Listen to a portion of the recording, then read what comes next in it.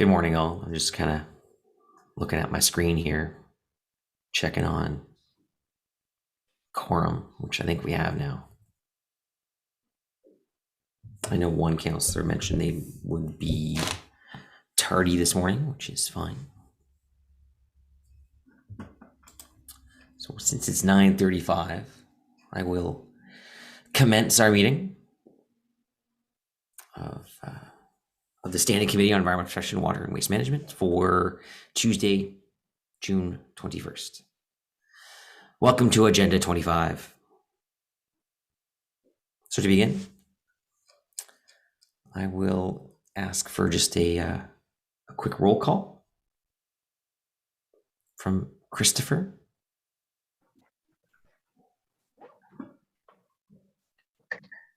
Just bear with me for one moment, Chair. No problem. Riley's been throwing me for a loop in the last few days with this whole different camera angle in his office. I'm like, it's so, I don't know.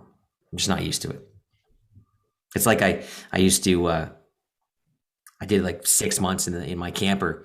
It got so bad that everyone just assumed I was actually living in it, which is strange because it was parked next to my house, which was filled with, the 1,000 kids that I have. Try chairing a committee with 1,000 kids. Doesn't work. You have to say in a van down by the river. Okay, I can do it, but I won't. If you're ready for the roll, Chair, I can do that now. Yes. Councillor Brockington. Here. Councillor Cloutier. Present. Councillor Derouz. Yeah. Councillor Eglai. Oh, Councillor Eglai. He's the one that said he'd be a bit late. Okay. Councillor Hubley. Here. Councillor King. Here. Councillor McKinney. Here. Vice Chair Menard. Good morning. You have quorum, Mr. Chair. Thank you. I even have the hair from Matt Foley at this point. If I did I could pull it up and it'd be like about 6 inches tall. But I digress. We're not here for my Saturday Night Live reenactments from the early 90s. In grade 7, I actually did a speech on the whole speech was Saturday Night Live. I just did SNL impressions, Dana Carvey doing George Bush, all these things. I'm really getting off track. I got to stop doing that. I'll be better. Were you thinking of hosting or chairing an environment committee meeting today, Scott? Or Yeah. No, I promise I'll be better. Curious. I'll be better next term. I'll be more organized next term. Okay, declarations of interest. Seeing none? You don't even know what you're interested in at this point. Like, what's he sharing today? Confirmation minutes for the meeting of Tuesday, May 17th, 2022. Are those minutes confirmed? Confirmed. Yep. Thank you so much. So first thing first, we have a deferral of the anti-island bylaw inquiry, which came from last meeting. We have some speakers on that, so we'll come back to that. Climate change master plan, climate vulnerability and risk assessment, which is item number 1, presentation and speakers on that one. Come back to that. Item number 2 is 2021 Hydro Ottawa dividend surplus spending plan, also speakers and a presentation. Item number 3 is an update on the transition to provincial blue box individual producer responsibility. Don't have any speakers on it. I'm not sure how everyone feels about that. I know it was circulated. It's just an update on where we stand right now with the blue box transition with the province. Of course, it's individual producer responsibility. The province is transitioning the entire province to this over a few years. Ottawa is one of the first to start, which will be July 1st, 2023. So there is some contractual elements to this as well. So I'm not sure if anyone needed to hold this item or if we could go ahead, Councillor King. I don't think we need to hold. I did have just a real brief question to staff around communications. Now, I know we're dealing with the financial components and the negotiations, but obviously there would be implications once this comes into effect, especially since it will be the producers dealing with the challenges. So, I just wanted a quick question to staff about what our thinking is as a city concerning communicating these changes and service inquiries around that from residents who will be subjected to this new system. No, we have Andrea Farley here. I mean, ultimately, I mean, Andrea can respond. I mean, we don't fully know the exact impacts just yet. They could be minimal to non-existent if we carry on with the collection as we've been doing with contractors and whatnot, but we don't know that entirely. But Andrea can maybe touch on that a bit more if I've said anything wrong. No, Chair, you said it perfectly. We'll evaluate as we go along and make sure to keep communicating with our residents. We have our own goals and diversion programs, and we will make sure to continue to keep communicating those. I appreciate that. I know in the report, it was clear that we don't get as many inquiries, or when we do, they're effectively responded to. Obviously, we want to ensure that that level of responsiveness is maintained, regardless of who's in charge of the system per se. Because as we know, residents, despite the implementation of this system, or I should say the imposition of the system, at the end of the day, they just see one city, and we'll be calling our offices when there are challenges. So we just want to make sure there's going to be a proper communication strategy that's put in place to deal with this. So I appreciate the answer based on the amount of information we have at hand, and I'll leave it there, Chair. Thank you. Thanks. Yeah, obviously the goal of IPR is to reduce the amount of plastics that exist out there by making the producers responsible for its collection and its processing. But at the same time, I can tell you that our staff have been focused on ensuring that the impact to the resident is as minimal as possible, ideally non-existent, and that residents keep on doing what they've been doing for years, putting their items at the end of the laneway to be collected. Okay, so the report in front of us is that the Senate Committee on Environment, Professional Water and Waste Management recommend that Council, 1, receive an update on the provincial Blue Box program transition to individual producer responsibility, and 2, delegate the authority to General Manager of Public Works Department in consultation with legal, finance, and supply services to negotiate using the proposed guidelines and execute in the best interest of the city the agreements needed for transition period of the provincial IPR Blue Box program, July 1st, 2023 to December 31st, 2025, as described within this report, and accompanying confidential memorandum financial implications for said report, a memo to be issued separately, which it was. On that item? Carried. Thank you. So item 4 is the Ruisseau Park Ravine Rehabilitation Class Environmental Assessment and Functional Design in Councillor Dudas's Innis ward. So we don't have any speakers. I don't think there's need for presentation on this. So on the item is that the Standing Committee on Environment, Professional Water and Waste Management recommend, that's funny, the word committee is in the recommendation twice, recommend Council approve the results of the class environmental assessment study for the Ruisseau Park Ravine Rehabilitation as detailed in document 1, and direct staff to proceed with posting the notice of study completion for a 30-day public review period in accordance with the Ontario Municipal Class Environmental Assessment Schedule B process. Is that item carried? Carried. Thank you. Item 5 is a drinking water quality management system 2021 management review report, that our committee received the 2021 management review report. That item received? Received. Thank you. And we have 2 councillors' items, one from Councillor McKenney on the endorsement of the fossil fuel non-proliferation treaty, and item 7 is from Councillor Menard on the tree protection bylaw. So that those 2 items both have speakers, so we'll come back to those, and then we have we'll get to that later. Okay, so we'll go back to ostensibly item 0, which was the response to inquiry on effectiveness and enforceability of anti-idling bylaw. So I will, it was Councillor Menard that asked for it to be brought to this committee for the meeting. So I'll ask Councillor Menard just to speak briefly on it. I don't believe I have staff here to do any presentation on on the response at all. I mean, we've all had the response for quite some time. And then we have a couple delegations on the matter. Thank you very much, Chair. Just very, very briefly, I was really pleased that staff got back to us on this issue. They summarized some of the difficulty, I think, in enforcing this bylaw, or what we've seen enforced in the last several years in Ottawa. I think there were 10 tickets issued on idling in the last several years, so not many. We are seeing this behavior outside of our schools and in areas where it affects our air quality. And so I wanted to make sure to get it on the agenda this term of council. I know that there's some delegations that'll speak to this. The community's been doing some good work on it with some analysis in other municipalities. So I'm looking forward to hearing from them.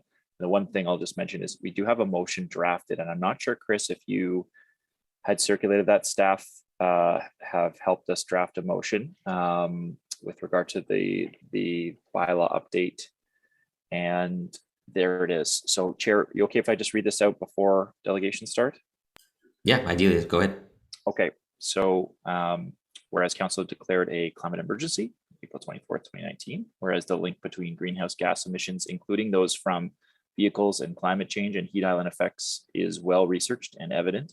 And whereas Environment Canada estimates air pollution from vehicle emissions contribute to 15,000 premature deaths each year in Canada through emission exhaust comprised of nitrogen oxides, carbon dioxide, sulfur dioxides, volatile organic compounds, and fine particulate matter, which can irritate the nose and throat and cause long-term damage like asthma, decreased lung function, cardiac disease, and cancer. And whereas idling in areas such as school zones, bus stops, and community centers places vulnerable populations at risk from air pollution, whereas the intent of Ottawa's current anti-idling bylaw was to provide education and warnings and enforce for repeat offenders, and whereas the idling control bylaw is rarely enforced, written with many exemptions and out of date in comparison to other mid-sized cities, and whereas Ottawa experienced a 3-week-long occupation in winter 2022, which resulted in residents walking through and breathing in vehicle exhaust fumes at a level significantly higher than the average for Ottawa, with more Freedom Convoy related protests expect to continue through the summer.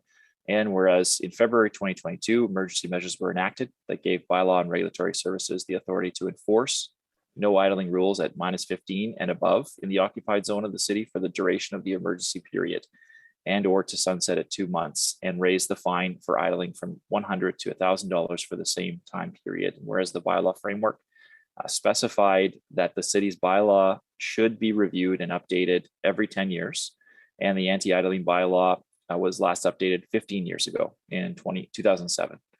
And whereas in accordance with the council-approved bylaw review framework, it is anticipated that the 2023 to 2026 bylaw review work plan will be brought forward for council's consideration and approval early in the new term of council to identify bylaw reviews to be undertaken during the term. Therefore, be it resolved that the Standing Committee on Environmental Protection, Water and Waste Management recommend council direct public policy development services and emergency and protective services to include a comprehensive bylaw review of bylaw number 2007-266 for council consideration as part of the 2023 to 2026 bylaw review work plan to be approved by council in 2023, and that this review shall include consideration of the following components: temperature thresholds, considering the increasing heat waves due to climate change as per the National Capital Climate Projections and our climate resiliency strategy in a comparison to other major Canadian cities, fines and time thresholds in relation to other major Canadian cities, exemptions, which currently include 12 categories of vehicles that are not subject to the bylaw, improved definitions of terms such as idle, mobile workshop, normal farm practice, private transit vehicle, and vehicle to ensure accuracy and enforceability, enforcement, providing clarity on how citizens can report non-compliant idling to the city for investigation, and a review of complaints, associated actions, and effectiveness, integration and updating of the vehicle and equipment idling policy dated June 2002, number FS01, updated February 2021. And therefore be it resolved that council requests the Ottawa Board of Health consider developing a public education and signage campaign to reduce unnecessary idling in collaboration with the City of Ottawa staff, including public information and media relations and emergency and protective services. Thanks, Chair. Thank you. I know in normal farm practice, we use a definition provided from the Ontario Ministry of Agriculture, Food and Rural Affairs that I think we embedded that in our site alteration bylaw when we developed that a few years ago, back in my Air Act days.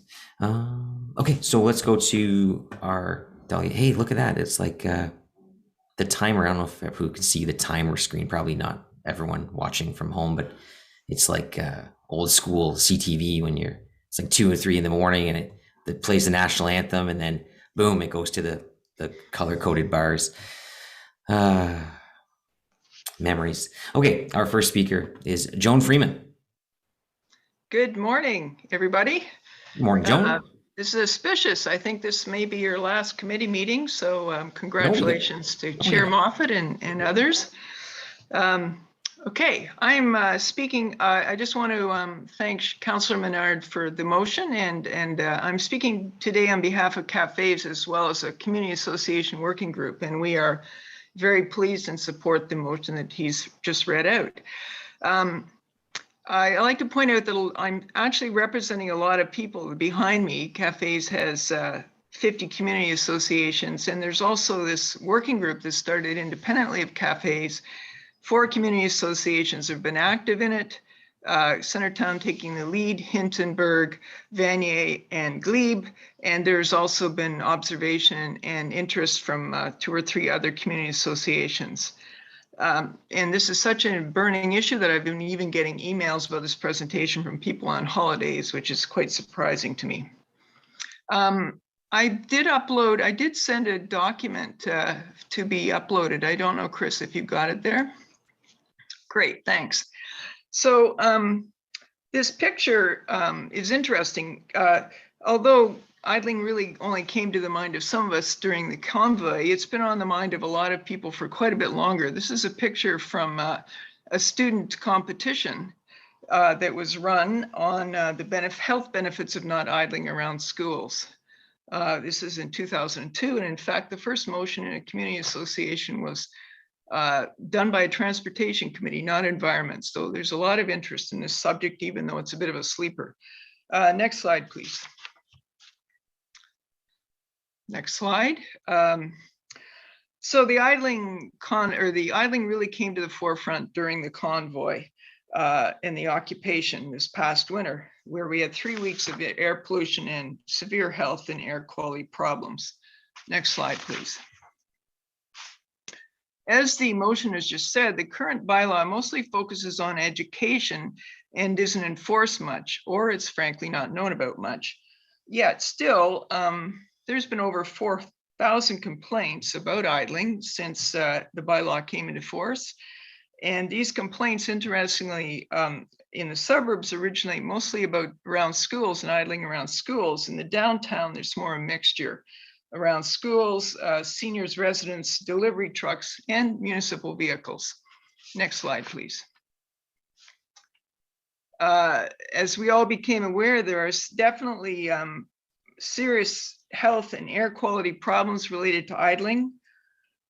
I didn't know this until recently, that 1 in 6 deaths globally are related to air pollution. That's huge. And during the convoy, I think we had issues with asthma and lots of respiratory problems. I personally, some of the people on the climate on this working group committee had asthma problems. Next slide, please. There are also environmental impacts. Idling causes hot spots of air pollution, especially where there's congestion. In hot summer days, idling intensifies the air pollution problems, and it also increases the heat island effect, just what we don't want. It also contributes significantly to greenhouse gases, so reducing it would help Ottawa meet its targets. Next slide, please. There are significant costs to idling, and there are benefits from preventing it. And these benefits go to both the city and to private vehicle owners. Today, I want to talk about the benefits for the city. I recently realized that Edmonton made idling a zero tolerance issue, and for its municipal vehicles, this was actually several years ago before gas prices were so high. And even then, by doing so, they saved millions and millions of dollars. Gas prices are now $2 a liter. So Ottawa could do the same thing and save quite a bit of money. I don't know the exact amount, but a 2008 study in Ontario, including Ottawa, found that 30 to 50% of the time municipal vehicles are running, they are idling. 1 minute. I think that's probably decreased, but even if it was only 20%, it would save us lots of money. Next slide. Our working group would like to have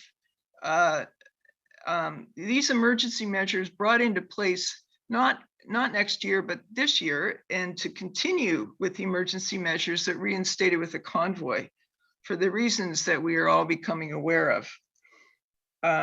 I think there's also win-win-win solutions for councillors for going ahead with this. Next slide, please. And I would hope that the councillors will see the wisdom in invoking some changes, as the kids have, and seeing the importance of doing this soon. Thank you very much. Thank you, Joan. Don't get too ahead of yourself. This isn't our last meeting. We still have work to do. We have a meeting scheduled in September. We aren't like our federal and provincial counterparts where we just F off once the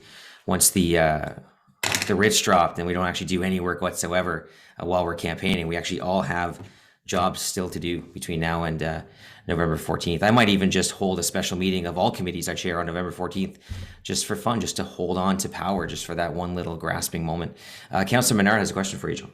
And what you don't know about that, Joan, is it's actually half the committees that we have that Scott chairs, which is an all-time record. So, Joan, I just wanted to say thank you for all the work you've done on this. You've been a big proponent of this, and you've pushed this along. I guess in your research of other municipalities, and I see Paulina's up next as well, but in your research of other municipalities, who does it really well? I mean, who should we be emulating here in Ottawa? Great question. I'm going to let Paulina add more to this because she's done more delving on this. But I would say we do need to look at places like Edmonton where they don't have temperature thresholds, which, you know, when it's pretty darn cold in Edmonton. So the fact that our temperature thresholds mean that the convoy in the winter wasn't going to be covered for idling, and in the summertime, any future convoys won't be covered either, which is also, you know, to have a bylaw that covers less than half of our year is not very good. So that's one point. I think we actually need to look at a few things. Some of the enforcement done in other cities like New York is really good, where they actually get citizens involved. And why not? You know, like, we don't have an army of bylaw officers. So there's some creative solutions that other cities have done that I think are worth looking at. And the money that goes into these things can be actually put into education, it can be directed to climate change, whatever. So I think all of these things are worth looking at. Well, thank you very much. And thank you for the point about the savings that the city can also achieve if we have a kind of collective, push to stop idling in our municipal vehicles where possible. And I just paid my tax bill, and I think it is infuriating when you see this at $2 a liter, and I just saw 2 landscaping city officials sitting there with their windows down, happily idling away just a few days ago. It's just not necessary and very costly. Millions and millions of dollars, seriously. Thank you. Thank you, Chair. Thank you, Councillor, and thank you, John. Okay. So as you already queued up our next presenter, we have Paulina Pizarro from the Centertown Community Association. Good morning, Chair, Vice Chair, Councillors, and City staff. I also have a deck to present Chris, but I hope you're all doing well, and thank you for the time to speak with you. So my name is Paulina, and I'm here representing a working group of several Ottawa community associations who are concerned about idling in the city, and are proposing some recommendations on how to strengthen our approach to idling and enforcing the existing bylaw. And many of those were reflected in the motion that Councillor Menard had read out earlier. So it's great to see that that synergy in place already. Next slide, please. So our working group is composed primarily of 4 community associations from Centertown, Glebe, Hintonburg, and Vanier, but we also have the support of Old Ottawa East and Old Ottawa South.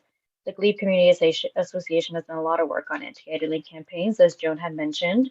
So this is really building on their efforts. And we've also been liaising with our local BIAs to garner their interest and support. Next slide, please. And the purpose of our recommendations, which are elaborated on fully in a report that I'd also provided to the committee, is to support a complete bylaw review and update, which we now understand will be probably happening in the next term of council. We hope that the idling bylaw could be prioritized for an update since it's really quite out of date and out of step with recent commitments from the city, including the declaration of a climate emergency in 2019. We hope to see movement from the city that makes it clear that unnecessary idling is not acceptable in a livable city while we deal with a climate emergency that has an obvious impact on health and well-being. We've compared Ottawa's bylaw to bylaws and initiatives from other major cities, such as Toronto, Edmonton, Vancouver, and New York. To Councillor Menard's question earlier, all of these cities, their different programs have each of them have their own pros and cons. I would say Toronto, Vancouver, and New York, and Edmonton is like the four I just mentioned are maybe the strongest in different aspects. Our report goes into each of them and kind of compares it to what Ottawa does, but those I would say were some of the best proportioned, best positions, sorry. So all these cities have measures in place that Ottawa can emulate, so we don't have to be reinventing the wheel here. Next slide, please. I won't go into too much detail of each of our recommendations because we don't have time, but the first 5 deal directly with improvements to the bylaw text, and 2 of these we consider to be priorities. So reducing the temperature thresholds so that the idling bylaw is applicable for more of the year. As of right now, in an average year, it basically permits idling for close to half of a calendar year. And the second recommendation is making the fines for idling clearer and more of a deterrent. Next slide, please. Other recommendations for the text include reducing the time threshold, which currently allows idling up to 3 minutes, and reducing and clarifying the list of exemptions. And next slide, please. And writing clear definitions for relevant terms within the bylaw. Next slide, please. Recommendations 6 to 9 deal with improving the enforcement and engagement beyond just the bylaw text. And these include streamlining enforcement and reporting, as Joan had touched on earlier, and educating the public against idling through an anti-idling campaign, social media, and incorporation of anti-idling clauses into events and contracts. And the photo there is a campaign that New York had put on with Billy Idol, which I thought was very clever. Next slide, please. We also recommend applying anti-idling policy principles to city and LC transport vehicles, which, as the last presentation demonstrated, are not immune to idling. The bylaw does reference the internal policy from the city from June 2002, which could be amalgamated into the bylaw. I wasn't able to find a copy of it in my research, so I'm not sure what state it's in, but I did see that it was updated recently, so potential synergy there. And we also have a recommendation on drive-throughs, which we recognize are private property, but still do contribute emissions from idling cars. Next slide, please. So in summary, I invite you to peruse the report that had been submitted for your information and to inspire you to consider these changes to the bylaw now or in the near future. With that, I will wrap up. I'm happy to answer any questions you might have on the topic. Thank you. Yes, Vice Chair. All right, thank you, Paulina. Question from Councillor Menard. Thank you very much, Chair. And yeah, thank you, Paulina, and for your service as well on the Environmental Stewardship Advisory Committee. You always make a great contribution there, and that that group has, I think, lots of thought-provoking pieces that have come out from it, and we need to continue to make gains. And this is one of the areas. I guess the question would be, what are the kind of top things you can do? And you mentioned a whole kind of list of things, but this is such a hard issue because obviously education is a huge one. Is just reminding people, turn off your engine when you're not in need of it, but are there specific things you found in the research that Ottawa can be doing right away to kind of cut the emissions and curb the idling, given the number of tickets that we've seen? Bylaws not really being enforced a lot. It's a difficult one to enforce because someone might be there for 5 minutes or something, and you see it and might call it in. Well, it's going to take longer than that to get there for the bylaw officer. So what are you seeing as what's effective in stopping the behavior? Definitely that education component. I mean, it could go even all the way up to like the province and kind of the driver training that people get as they're getting their licenses for the first time, including anti-idling education in those courses and tests that drivers have to do. Definitely signage. So Joan was mentioning a competition that was made to introduce signage at schools, but I mean, anti-idling signage can be put anywhere. I believe in Perth that as you're driving into the city, there's a sign that says that this is like the city doesn't tolerate idling, and kind of making it more clear that it is trying to reduce its environmental footprint and that everyone contributes to that footprint. Otherwise, I mean, when it comes to enforcement, it is tricky because, like you say, it is very much a time-sensitive item. Having citizens be able to call in or report idlers more easily is one item there. I think right now we have to go through 311, and then there's the whole process of a 311 agent dispatching to a bylaw officer, and then the bylaw officer having to go over and check it and scope it out. If we can do online reporting, maybe that's one thing. And differentiating between individuals and corporate vehicles idling is also a step, because there are kind of I think different ways that corporate vehicles can be handled than individual vehicles when it's just a private person. And I think clarifying really the time, the thresholds and exemptions, because right now there are absolutely cases where idling needs to happen, whether it's for an emergency situation or a vehicle is actively being operated and needs that energy. So clarifying those exemptions and specifying exactly what is considered idling, so making it clear for bylaw to know what they have to enforce. And then expanding it to other things that maybe aren't currently in the bylaw. So anything that uses fossil fuels. Toronto's bylaw, for example, touches on boats. And of course, we have a lot of kind of areas for boating around the city of Ottawa. So that's a consideration that currently is missing in our bylaw. I'm just thinking that is a lot. That's great. Yeah, sorry.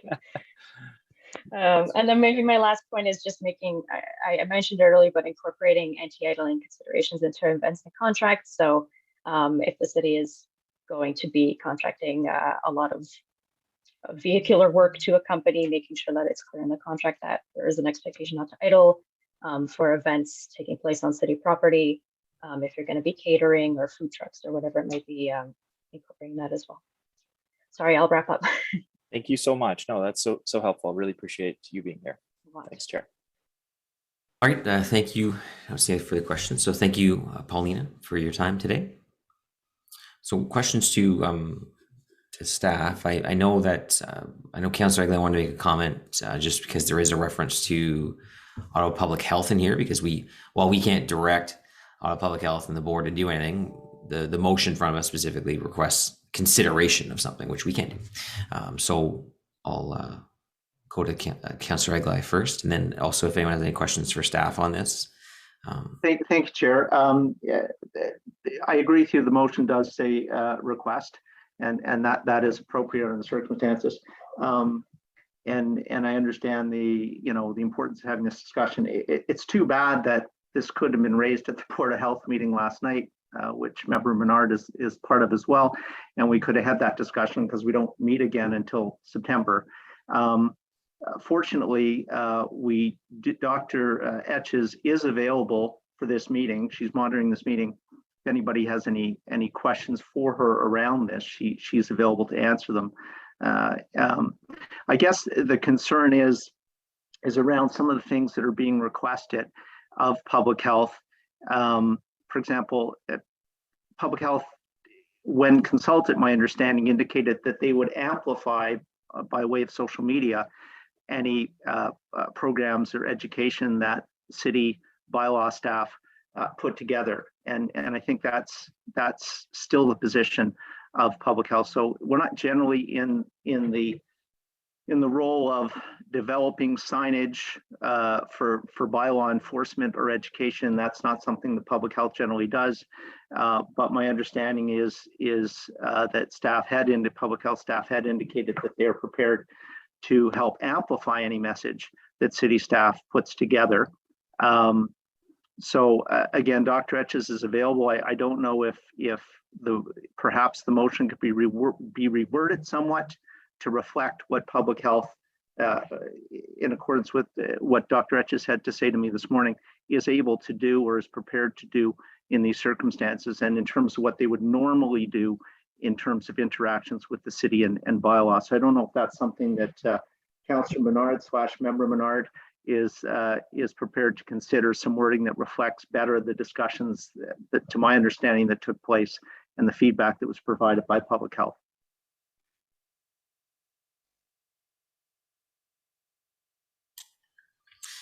Yeah, I'm not sure if Councillor wants to respond to that. I mean, ultimately, even a rewording of the final piece of it, I'm not sure changes it to a significant degree, because it is just a consideration, and it does speak to a collaboration with the City of Ottawa. The only thing I think, to your concern, Councillor, is that it would purport to isolate the Board of Health as the lead on it, and you're suggesting that the City of Ottawa should be the lead on it. But what I'm suggesting is, I think we want this to be a good news story. I don't want this going to the Board of Health in the fall and the Board of Health saying we're not comfortable with this recommendation, so we have to play with it at the Board of Health.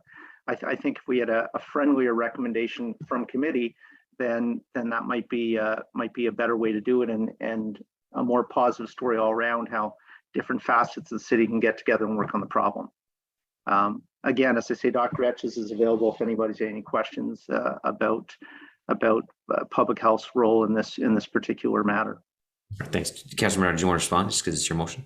Yeah, just, I mean, absolutely open, of course, to changes that better outline the role. We worked with staff on this motion, and that's why it's in front of us the way it is. But I'm of course open if there's some suggested wording that bylaw services and emergency protective services and Ottawa Public Health can agree on to make it to have clarity. I'm of course open to that. Could I make a suggestion, Chair, that after comments that we put this down the list, and then I can liaise again with Dr. Etches and we can come up with some wording to put forward? Does that make sense? Well, I don't even think you need to consider too much. I mean, you could just have it be that, therefore be resolved that council request that a public education signage campaign be developed through collaboration with Ottawa Board of Health, City of Ottawa staff, including. I mean, you could just flip it around and have the consideration for the development of the program. Again, I think the message that came from public health was they would amplify a program that the city put together. Right. So that to me, that fits within collaboration. That's different from what nitpicking. Well, I think it's different. Collaboration suggests to me that they would be developing it as well. What they're saying is they will amplify the program that the city comes up with. But again, I've said several times, Dr. Etches is available to clarify if people wish that to happen. Okay. Well, first we'll go to Councillor Hubley. Thank you, Chair. I just have a quick question. The point was made that there was 10 tickets issued, but my experience with our bylaw people is they don't go into a situation looking to write a ticket. And so I'm more interested in how many warnings they may have given out that, they may walk up to someone that's idling and say, hey, you're going to get a ticket if you don't turn that car off because we have an idling bylaw. And I would think in most cases that car stops idling right away. So I don't think it's fair on our staff to measure them only by the number of tickets issued. If there's someone available that could give us some kind of indication as to how many warnings and confirm my impression that they would warn before they would ticket, I would appreciate that. Thank you, Chair. Councillor Hubley. I believe Roger Chapman is on the line and would be happy to respond to that. Yes, Mr. Chair. So there's about 40 warnings that have been issued. And I know that sounds extremely low, but again, I just want to explain that, many times when we're responding to these complaints, warnings can only be issued when there's a violation. So First of all, we need to arrive, be able to substantiate that there is a violation. So they have to be idling longer than 3 hours, or sorry, 3 minutes. And a lot of people, aren't aware of all the exemptions that are in the bylaw. So, when we do these investigations, sometimes it's, because of temperature, there's no violation. Because of the type of vehicle or the activity that's taking place, there is an exemption in place, so no violation. So, although it's over the last 15 years or so, very few warnings and tickets have been issued because it's very difficult to substantiate a violation.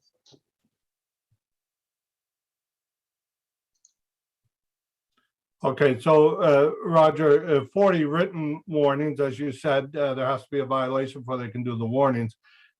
By chance, do you keep track or have any sense of how many times one of your officers may speak to somebody that's idling a car and give them like the verbal warning, okay, don't go past this time? Yes, so the data that we've pulled so far, in regards to those 4,000 complaints, is that 40 actual warnings were issued and 10 charges.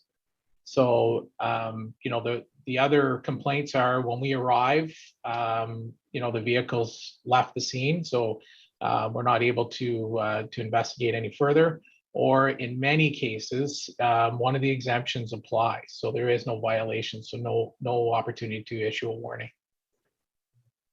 Okay. Okay, thank you, Chair. Thank you. And Roger, just to confirm, sorry, just while you're there, I just confirm this is be something that you'd be looking at. I have to assume at some point you would have been looking at updating this bylaw regardless, because it is now 15 years old. So with this direction, you'll seek to make this a part of your work plan for next term. Yeah, thank you, Chair. So I'll turn this over to Valerie to speak to that. It is a direction to the public policy development. Fair enough. Thank you. Valerie, to jump on. Thank you, Mr. Chair. Yes, this direction would cause us to include a review of this bylaw as part of next term of council's bylaw review work plan. The entire bylaw review work plan, as developed by staff, would be coming to council for approval as early as possible in 2023. Okay. All right. Thank you. Councillor Brockington. Just to confirm, is this general questions or specific about? No. Okay. General. I just want to ask staff, if I may, the chair, how is it communicated to staff who drive city vehicles about the idling bylaw? There are oodles of examples of city vehicles I observe idling, not during -40 weather, not those extreme weather, but on a daily basis. If I go out, there are vehicles idling. So just from a information perspective, how are city staff informed and reminded about idling? Thank you, Chair, and Councillor Brockington as well. Great question. I'm not aware of any proactive notification. It's certainly something we'd be looking at, and I think it's a great suggestion. Just like any other bylaw, whether it's no smoking in the workplace, etc. Staff are just expected to actually follow through and follow the laws as well while they're working. However, I believe a proactive communication strategy would be very helpful in this case. So we'll certainly take it away. Thanks, I appreciate that. And I am willing to accept that some people actually don't know. I'm willing to agree with that statement, but I do believe that the employer has a responsibility to remind employees about expectations and the many benefits of not idling. So if that can just be noted and implemented, that would be appreciated. Thank you. Thank you. Back to Councillor Eglite. Now, just a suggestion, this doesn't come to council until July 6th. I'm pretty sure we could probably sort out the final piece of the resolution between now and then to get the wording. I have some wording that Dr. Etch has just sent me after consulting with staff, and I'll just read it quickly. And if it's agreeable, we can to the mover, we can share that. Therefore, be it resolved that Council requests the Ottawa Board of Health consider collaborating with City of Ottawa staff, including public information and media relations and emergency and protective services, to amplify a public education and signage campaign to reduce unnecessary idling. If that's acceptable, Councillor Menard, I can have that sent to the clerk and have the motion modified accordingly. I think just given what the chair said, because here's the thing, Councillor Eglai, we did have an opportunity to review amongst emergency protective services and also with the Ottawa Public Health and the clerk's office before this came forward. I think what you're saying is likely friendly, but I just want to get to the crux of it before council. So we've got a good understanding of what we're talking about here. It seems like there's maybe a willingness or unwillingness to potentially help lead or collaborate on this one. So I'm open there's to. There's no unwillingness, Councillor. There's no need for back and forth, guys. Yeah. Well, I just want to make it clear. Let's just take it off. Let's just take it off, and let's work on it between now and then. We also want to make sure the recommendation does actually lead to the development of a public education and signage. And that's my point exactly. Yeah. So because we want to make sure the wording captures it, and not that the direction is that we amplify a message that never actually gets created. So let's just pull it off for now. We can, in fairness, we can even refer that one to council. We won't vote on that second recommendation. We'll just refer it to council, and then we'll come back on and we'll fiddle with the wording to make it amenable to all sides. Yeah, I'm happy with that. Yeah. I just don't want to do it on the fly because I want to hear from emergency protective services as well and just get on the same page of this thing. So yeah, agreed. Okay, any other questions for staff? Any comments? Anything whatsoever? Seeing none, can we approve the motion from Councillor Menard regarding a review of the anti-idling bylaw, and not the education piece, because we'll come back to that. Approved. Approved. Do I have to refer the other part? Yeah, I guess we just refer on referral of the second resolution to council. On referral. Carried. Carried. Great. Thank you very much. So on to item number 1, which is the Climate Change Master Plan, Climate Vulnerability and Risk Assessment. We have Julia Robinson here to provide a presentation to us on this item. And then we will, we have 3 delegations, which we'll go to after Julia's presentation.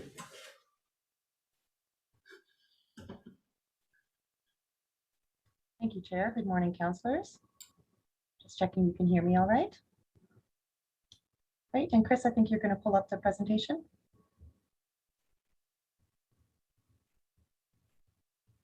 So thank you for the opportunity to present this morning. My name is Julia Robinson, and I'm here on behalf of the Climate Change and Resiliency team. And I will be making the presentation today, but I'm joined by representatives from several departments if there are any specific questions. In today's presentation, I will provide a brief background on how this project supports the Climate Change Master Plan and Climate Resiliency Strategy, as well as an overview of the scope of the project. The bulk of the presentation will focus on the report findings, including the priority climate risks. Next slide, please. The report includes the following recommendations: receive the Climate Vulnerability and Risk Assessment Technical Report, direct staff to develop the Climate Resiliency Strategy, direct all departments to consider the findings in city plans, policies, and programs, as well as the strategic plan, and direct staff to consider resourcing needs, both to develop the strategy and to accelerate actions on known risks. Next slide, please.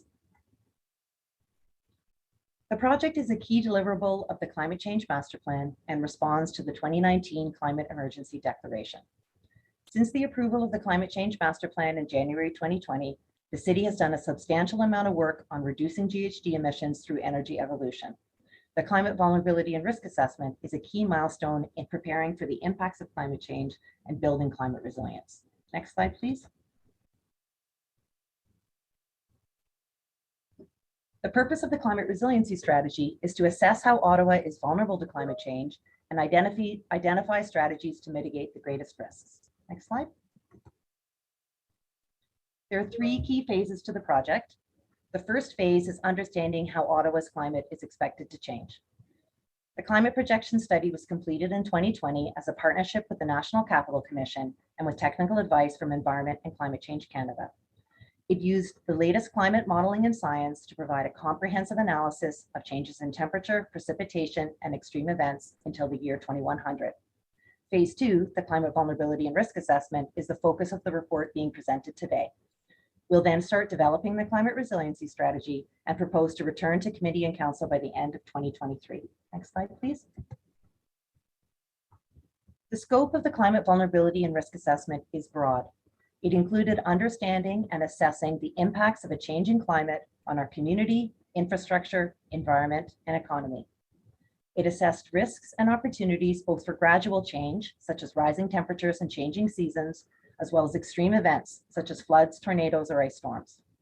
And while the starting point has been looking at impacts on city services, we also worked with key external stakeholders and sought public input to understand the impacts on the community more broadly. Next slide, please. 12 city task teams were set up to identify climate impacts, discuss existing adaptation measures, and assess vulnerability and risk.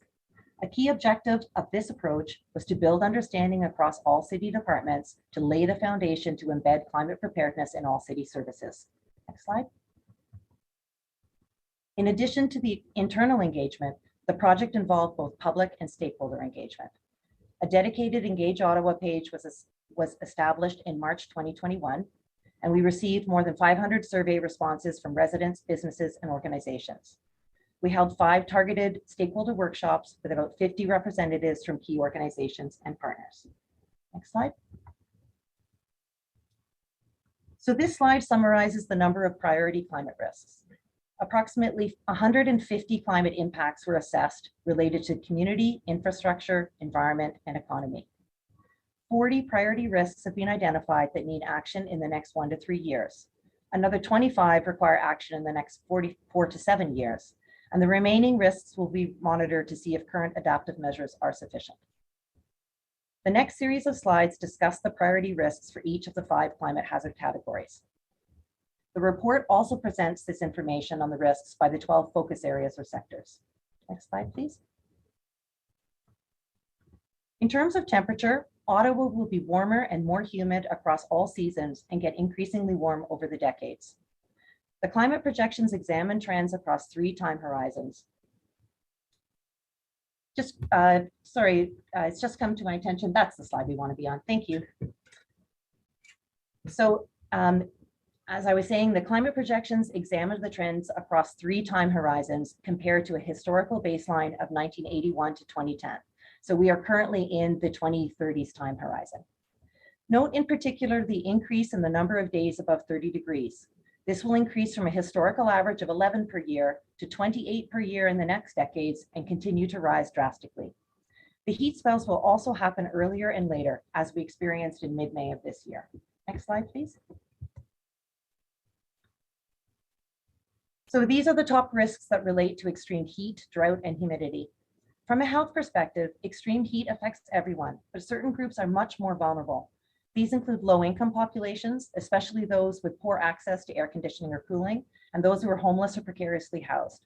It also includes older adults and children and people who live alone, people with pre-existing health conditions, people who work outside, and athletes. Reducing the impacts of heat on people affects many city services: health, community social services, parks and recreation, and transportation. The top heat risks to infrastructure relate to the need for additional cooling in buildings. And this is an example where the community risks are higher than for city assets, as many schools, low-income housing, and long-term care facilities lack air conditioning. Top heat risks also relate to the natural environment as well as agricultural systems. Next slide, please. As temperatures rise, our seasons will shift and we'll see more freeze-thaw cycles in the winter. Winter freeze-thaws can be more damaging as they occur when the ground is frozen and prone to more icy conditions. Next slide. 8 of the top risks relate to seasonal variability and change. Warmer seasons will create the conditions for more or new pests and invasive species, which can greatly harm natural environments and agriculture. This also creates conditions for new or intensified disease vectors and illnesses like Lyme disease or West Nile virus. Our economy will also be affected by reduced winter tourism and recreation. And as I mentioned, freeze-thaw will affect many kinds of infrastructure assets, impacting both operations and maintenance as well as asset renewal. Next slide. In terms of precipitation, we can expect more rain, but it won't be distributed evenly across the seasons, with relatively less rainfall in the summer. We're also going to see more intense rainfall or heavy rains, and in the long run, there will be much less snow. Next slide. Not surprisingly, the priority risks relate to various types of flooding. This includes riverine flooding, overland or inland flooding from overwhelmed stormwater systems, as well as sewer backups. The top risks relate to direct damage to property and infrastructure, reduced access when roads or paths are flooded, impacts to the natural environment, physical, mental, and financial health impacts, especially to those who are financially strained or have poor social supports, and agricultural impacts. Next slide. We don't have statistics for extreme weather events because climate models are not effective for predicting the frequency of extreme weather. However, the climate projection study concluded that increasing temperature and precipitation create the conditions for more freezing rain and extreme weather events like severe winter storms, tornadoes, wildfire, and drought. We know that across Canada, insurance costs for natural disasters are on the rise and average around $1 billion per year.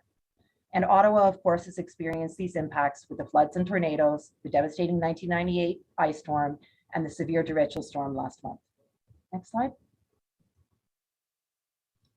The top extreme weather risks relate both to direct damage to people and property and also indirect damage from power outages.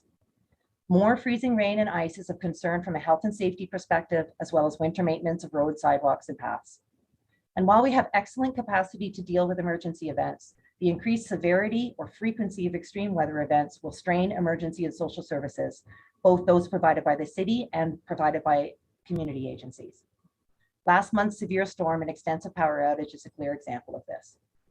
Repeated or sequential events will also place additional strain on more at-risk populations, especially if access to social services is disrupted. This could be by power outages or unsafe road conditions, for example. And again, these result in increased physical, mental, and financial health impacts. There are also indirect impacts on all city services due to more frequent redeployment to assist during an emergency. And our economy will be affected due to disruptions in the local business. Next slide, please.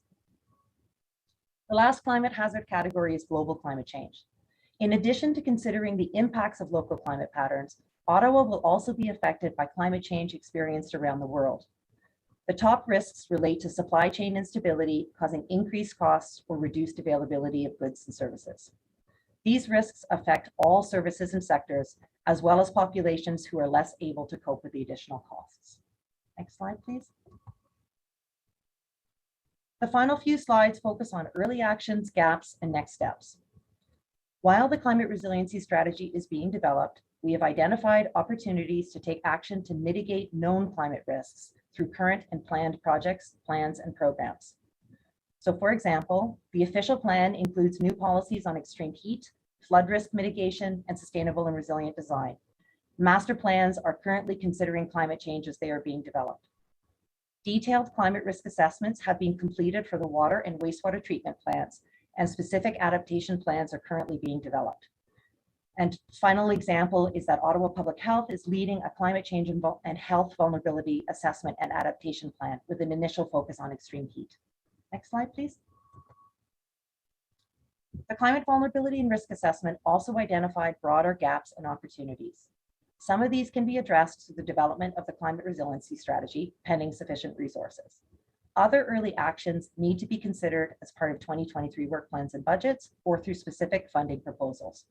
For example, this work involves assessment of specific assets, analysis of which specific communities or populations might be disproportionately affected, and community education on climate risks so people can take action to protect themselves and their businesses. Next slide, please. That brings me to the end of the presentation. The next step in the project is to develop the climate resiliency strategy, and this is planned to be brought to committee and council by the end of 2023. Thank you. Thank you very much, Julia. Appreciate your presentation and work on this item. So we'll go now to our delegations, and we welcome back Joan Freeman. Oh, I need some more councillors on screen, by the way. 4 just isn't gonna cut it. There we go. Thank you.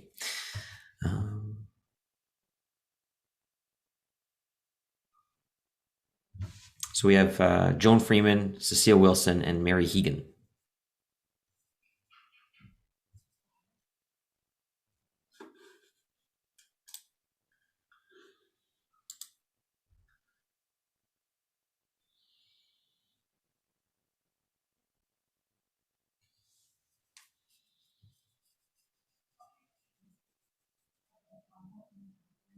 I mean, we should have those people. They are around. She's coming in. She's in the list of attendees, Chair.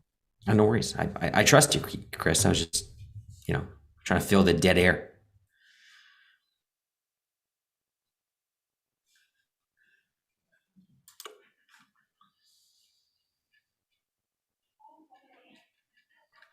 You did say something earlier about your Saturday Night Live impressions. That'd be a good time for that. No, I don't want that recorded on YouTube forever and ever and ever. I need to have a career after this, Ms. Freeman just needs to accept the prompt to be switched over to panelist. I have accepted it about 15 times. Oh, you're here now. We can hear you now. Yeah, you can hear me, but for some reason I'm not showing up. I don't know what's going on. Join as panelist. Let me try again.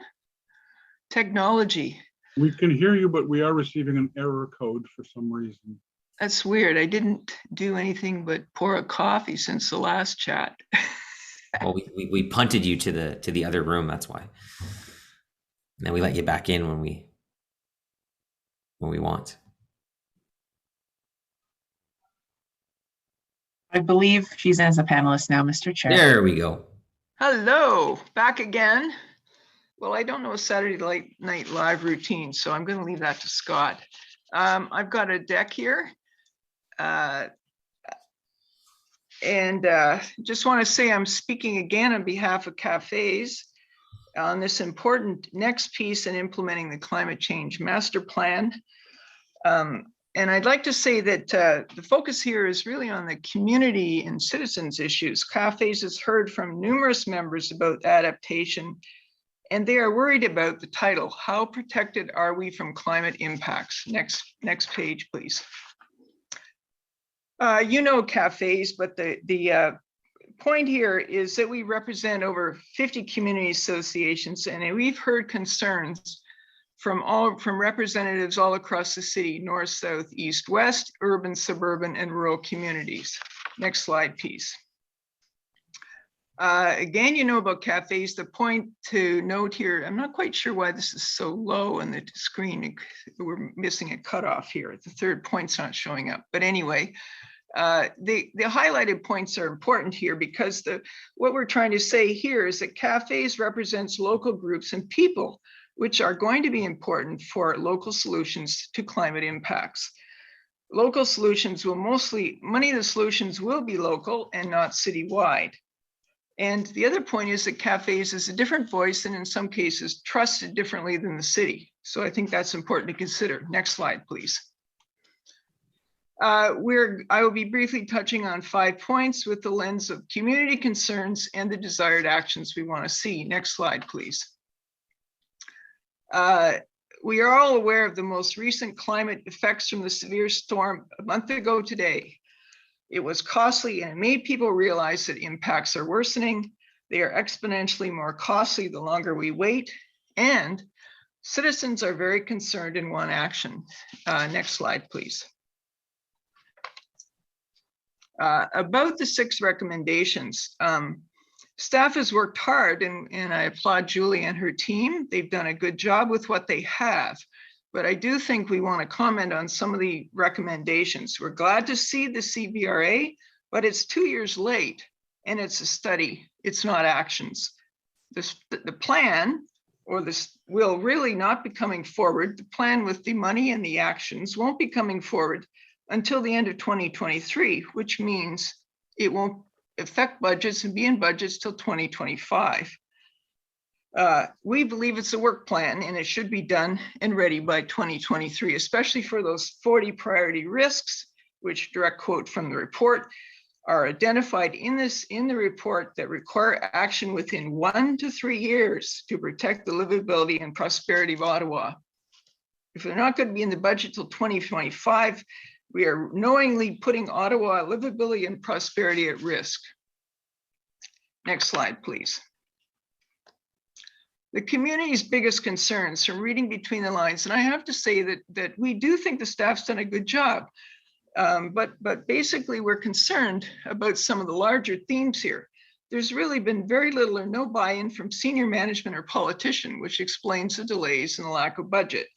The community is generally not aware or engaged. Yes, there's been stakeholders, but there's 1 million people in Ottawa, and most of them are very worried and don't know what to do.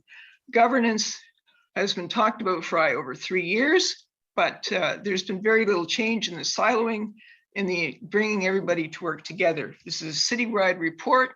Solutions need to be local, and there, as Julia pointed out, there's some very big gaps. Next slide. The solutions are basically not surprising. They are 3 big areas: governance, capital investments, and mobilizing the citizens. Specifically, we need a senior level climate czar. There'll be more people talking about that, and all the governance actions that are in the climate change master plan. We need funding immediately of all of those 40 high risks, and the citizens need to be communicated and engaged with. Next and final slide. So the citizens, I don't want to be Cassandra here, but we are not prepared. We are not investing properly, and as a result, at this stage, the city's prosperity and livability is at risk. But this is not all bad news. This is a turning point. We can't kick this to the next council. The public wants action, and Cafes is ready to help. We can help mobilize, we can help inform, and most importantly, we can help build trust to work together. And we really think that you need to move forward much more boldly and look at some of these recommendations in a different way. Next and final slide, and I'm happy to take questions. All right, thank you, Joan. I'm not seeing any questions at the moment, but do appreciate your presentation and your involvement, obviously with Cafes and other organizations over the years. Okay. All right, thank you. No problem. We'll move now to Cecile Wilson, followed by Mary Hegan. Good morning. Can you hear me all right? I sure can. Thank you. Thank you, Mr. Chair and councillors, for the opportunity to speak to you this morning. I would like to begin by commending City Council for commissioning this report.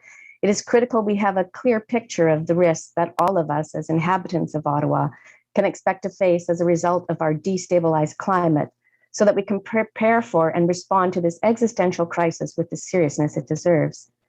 I also applaud the introductory paragraph of the executive summary for its straightforward statement of the problem. These impacts will continue to intensify. Ottawa will become, quote, warmer, wetter, and have more unpredictable extreme weather events, unquote, like floods, heat waves, and tornadoes.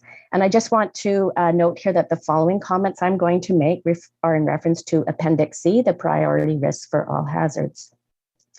Perhaps you were as disconcerted as I was when I saw that 22 impacts identified in Appendix C were classified as high risk for either the city or the community, and that 7 of those were high risk for both city and community.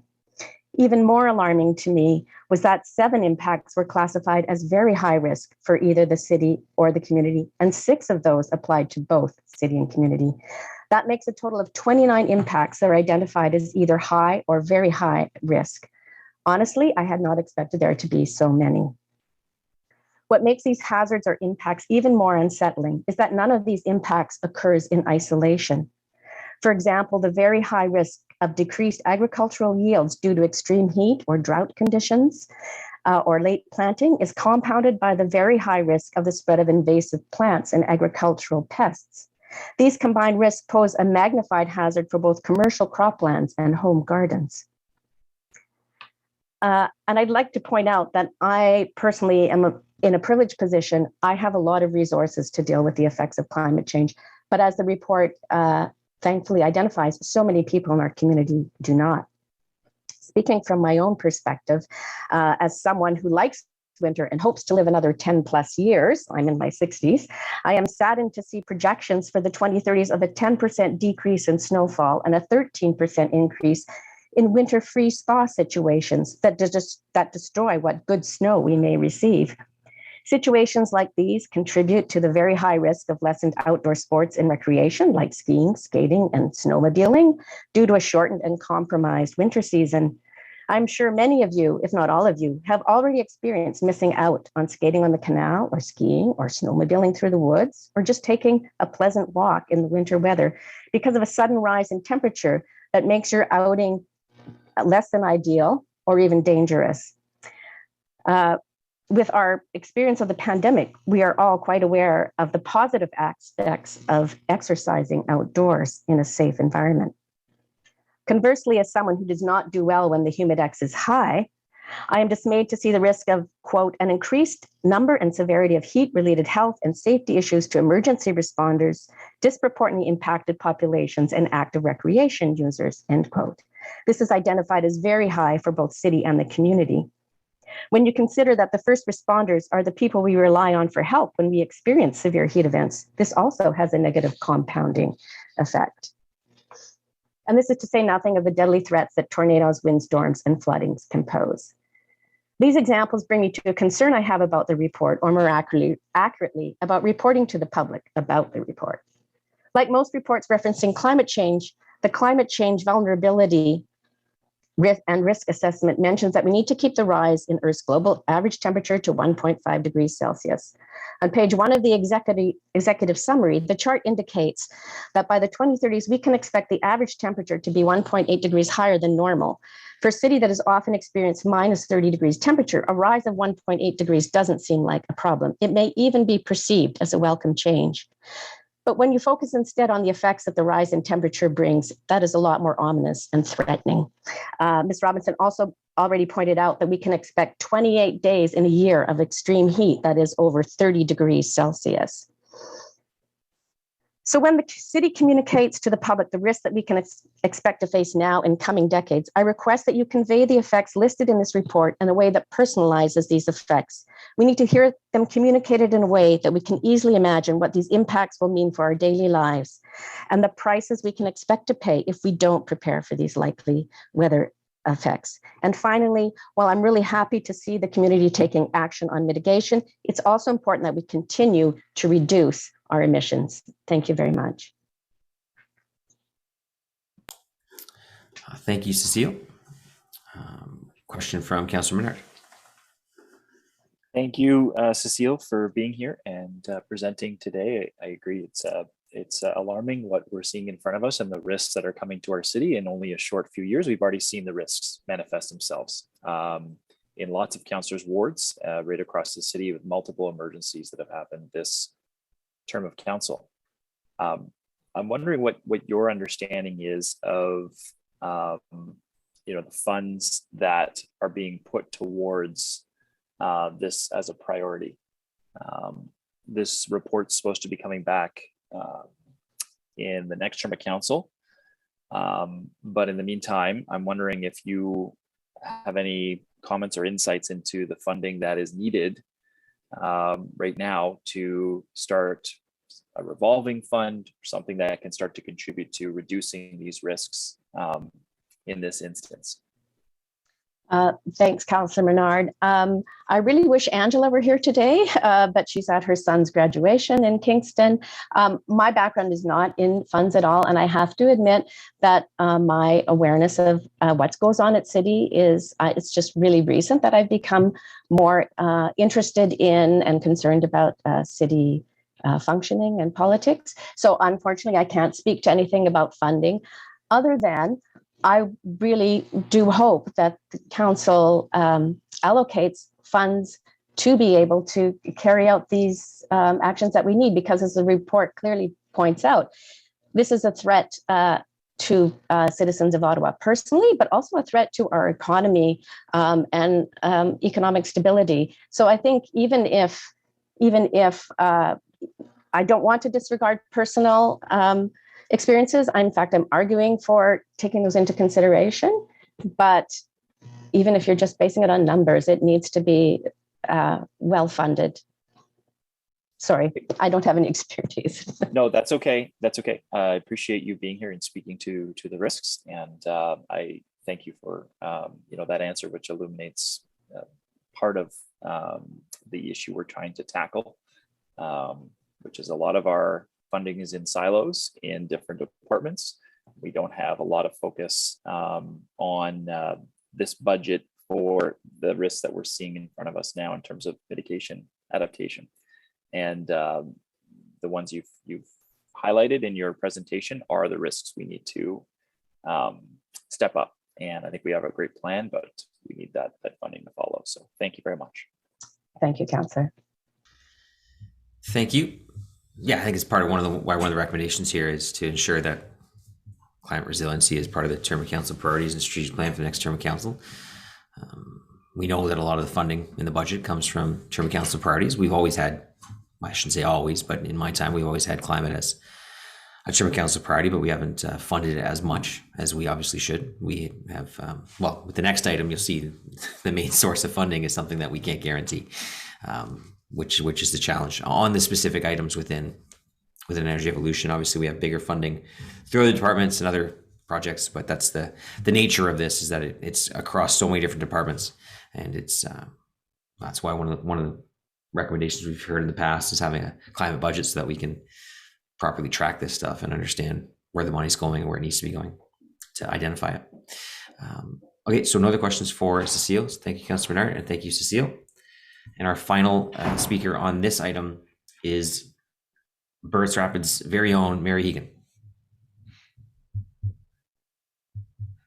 Good morning, everybody, and thank you, Scott, for being there. Scott's my counselor, and I'm going to say right off the top, thank you, Scott, for your years of hard work out here, and I think we're going to miss you after the next election.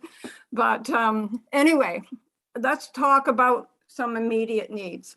I'm speaking as an individual. I am active with a number of community-wide organizations addressing climate action, such as cafes, the People Officials Plan, Ecology Ottawa, the Ottawa River Keeper, and it goes on and on. But I really want to talk personally this morning to add to Julia Robinson's 2 reports before us, and what has to happen, I would say almost immediately and next. And I want to personalize this because I think we're at that point now on climate action and resiliency. I was part of some of the consultations that Julia has held with community representatives, writing report number 2. And I'm going to say right away that we like the overall city view. We like the city to be there for us, but we're far from being ready. And I'm saying that in the sense that the community has a major role. And this is local neighborhoods, local community associations, church groups, our BIAs, all of that. The kind of thinking that we brought to our new official plan when we talked about livable, walkable local communities. And it's all very interrelated. And I think we have a lot going for us, but we have to personalize our actions now. I read from my neighborhood in rural Ottawa South, there are fears. They're very immediate. If I haven't lost my mature tree to protect me from heat, and all the other things that trees do for us, when will my turn come? That is the fear. And the other fear is the community feels deep down that we are not ready amongst ourselves to do and play the community role. So I have a number of suggestions for immediate action. And by the way, I can't wait till the end of 2023 because from a public health point of view and the fears in people's minds and the wanting to be ready and prepared and to know what their responsibilities are going to be are really with us now. It'll come up during the municipal election because it's uppermost in people's minds. So the suggestions I have, yes, we should have a climate czar at the city, but I'm going to say that every councillor is going to have to be the climate czar as well. To pull this all together, community by community, neighborhood by neighborhood. This includes bringing people that are residents or to be residents with their local businesses and their local amenities together to really plan. My neighbors are talking about, we want to start talking now about a community action plan for my neighborhood. It's a little bit like the Crime Prevention Council when we set up telephone networks and all that kind of thing, and having them in place before the next windstorm, before the next flood, before the next drought. Secondly, as much as the city overview plan is good and helpful to your various departments, and I want to thank Julia for bringing the various departments together because I think that's where the best action is going to be. If you go neighborhood by neighborhood, the risks in those reports may not be reflected. They may not be the priority. And one of the priorities coming up is people talking about, can I trust? Can I trust my city to let me know if there's a new development plan, is it going to be contrary to our community local action plan and how we're going to prepare to be ready? Are we going to be invited to the table very early on and not just be ready when reports go to committee and the work is done and a lot of the commitments have been made? Those are the real fears of people. And for example, out in my area of rural Ottawa, we are learning very quickly the value of wetlands, both the significant wetlands, but more importantly, the non-significant wetlands. Your latest flood plan has a recommendation from our conservation authorities to protect all wetlands. It's not something you can take away from one community and stick it somewhere else as a mitigating factor. Every community needs all their wetlands to absorb the flooding, to absorb the biodiversity, to absorb all those things. And we have to learn from your staff very, very specifically how we as a community can look after our wetlands and our shorelines and protect them day in and day out. And that's the collaborative effort I'm talking about. Funding. I think the time is now to have a special fund to show the city is really serious in working with communities, for communities to do their startup work and making their own local plans, and to do it in collaboration with all the good staff work going on. It could be a startup fund.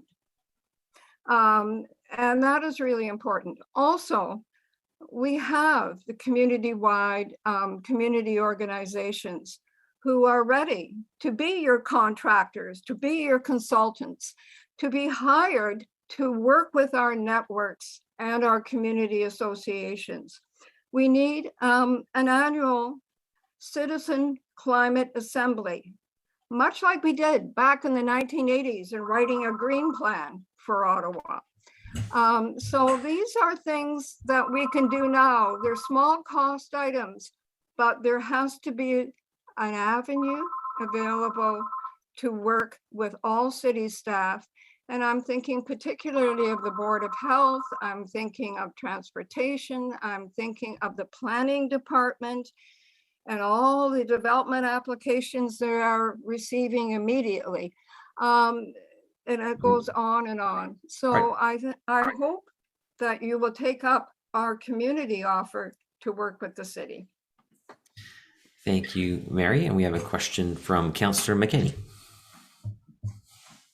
Thank you, Chair. Thanks, Mary. Actually, you did address in your comments the questions that the question I had around funding. I do want to just emphasize, though, and I'm glad that you're here from a rural area. Often we, I mean, this is a very large city, very diverse city in terms of geography as well.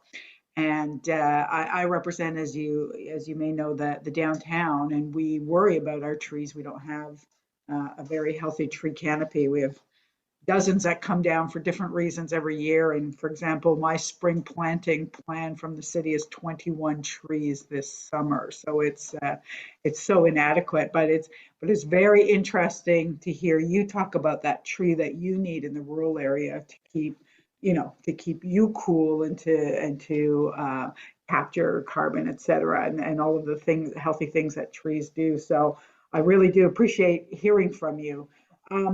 Just on funding, I know you did touch on it. I guess I will assume then, or I'll ask you, do you think that as a city we have sufficient funding in place to address the risks that we have in front of us, the immediate risks that we have in front of us, even if we were to pull it from all of the different silos that we point to? Do you, as a resident and somebody who thinks about this, feel that the funding is sufficient and growing sufficiently? I'm going to say, without any financial figures in front of me, obviously not. These are big bucks.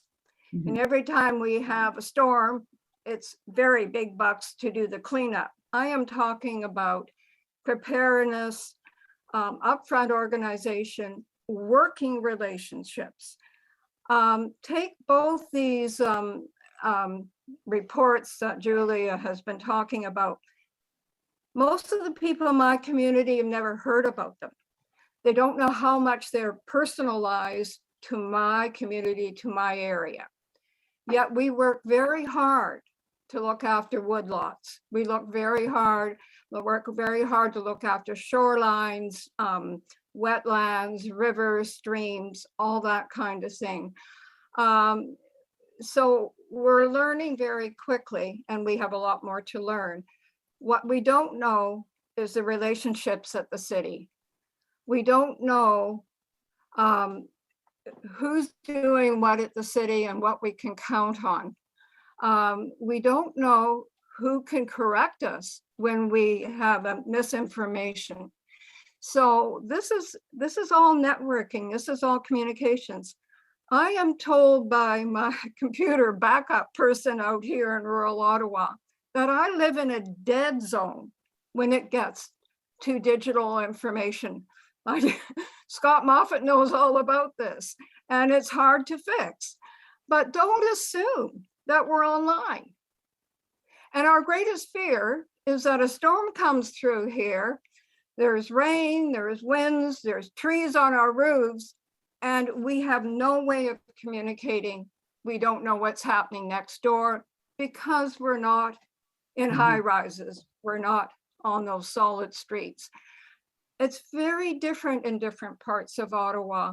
And I feel that for the next step in the resilience strategy is the city has to map from a community perspective, what are the priorities for these communities?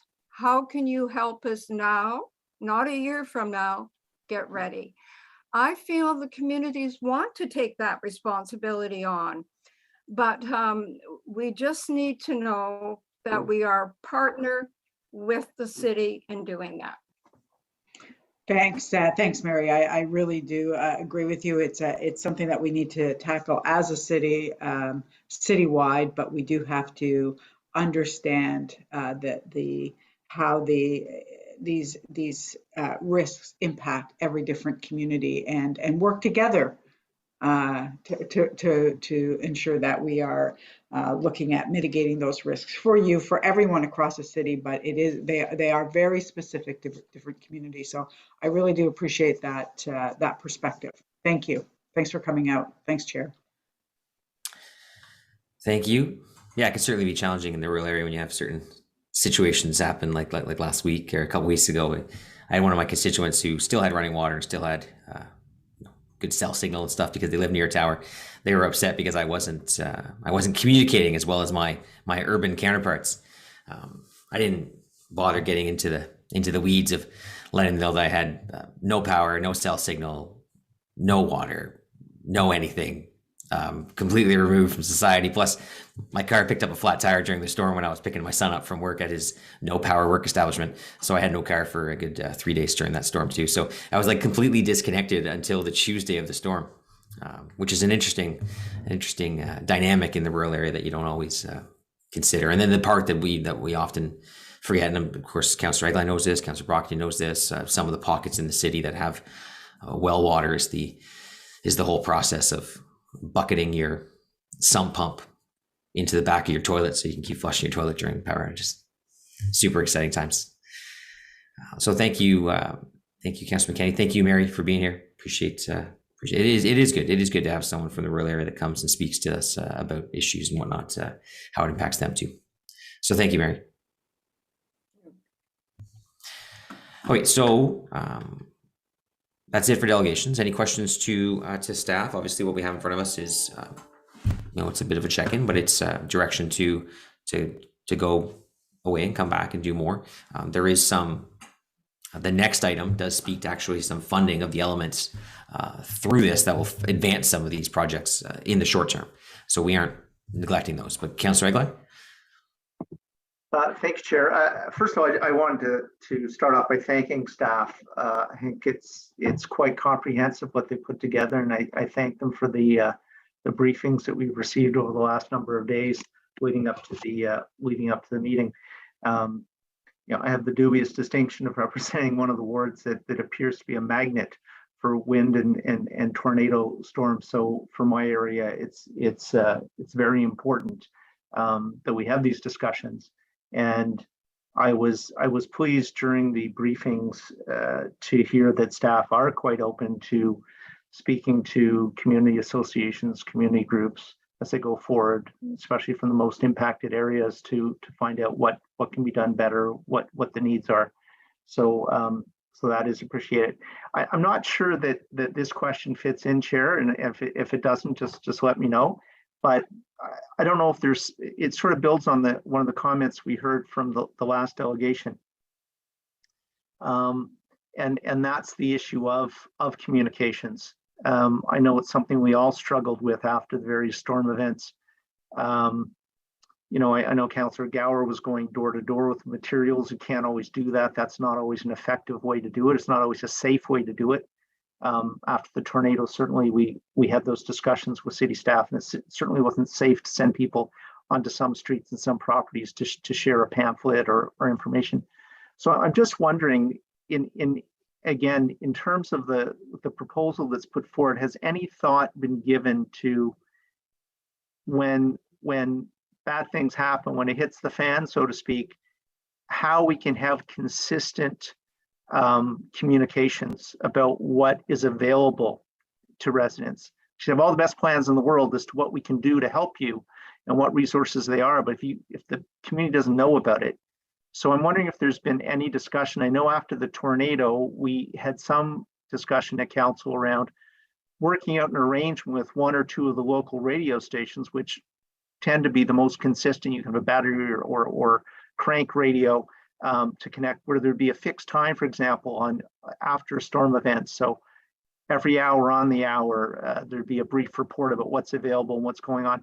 So has any thought been given to how we package all the good work that you've done to make sure that people in the moment are able to access the information that they need and the resources that they need to respond to whatever the weather event is? So I'm not sure who he's responding. I do believe. Yeah, I'm not sure it's the right place to ask the question here, but I believe we're getting an update on this at council, if not tomorrow, in the near future, to talk about the storm recovery and whatnot. It probably is the right place to frame that question. I just wanted to build on what I think. I guess she was your constituent, the last delegate who was here, because that is a problem certainly in the rural areas, but in the Glens, for example, there was no internet. There's some places in my ward that still have no internet.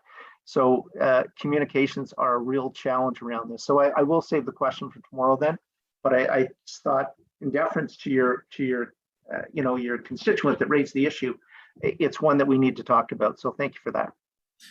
No, absolutely. I mean, that's the thing with climate resiliency. When you're building in climate resiliency, it's more than just sometimes environmental policy. It's how you respond to things, how we communicate with residents, because it isn't as easy as it was. I mean, as crazy as that sounds, it isn't as easy as it was in 1998. 1998, you had wall-to-wall radio coverage. People had portable radios in their home. People had landlines. I have a cell signal booster in my house. Once my power goes out, my cell signal goes out. I can't do much with my phone, and I don't have a landline anymore. So it's incredible, some of the changes that we have versus when we all in the rural area lost power for over a week, and more for many back in 1998. So there's no question there's a relevance there to speaking of climate resiliency and adaptation. But I do think the right time will be at council. But that's fine. I can raise it tomorrow. That's no problem at all. Okay. Thanks, Keith. Councillor King. Thank you, Chair. And I really would like to thank Councillor Eagle for his line of questioning, though it will be addressed at council tomorrow. But I fully agree. In fact, that's one of the reasons why I had moved a motion primarily dealing with hydro, but ensuring that there's improvement in terms of crisis communication. Of course, we appreciate all the efforts of hydro in terms of, in effect, rebuilding the grid in a very short period of time, and they did yeoman's work.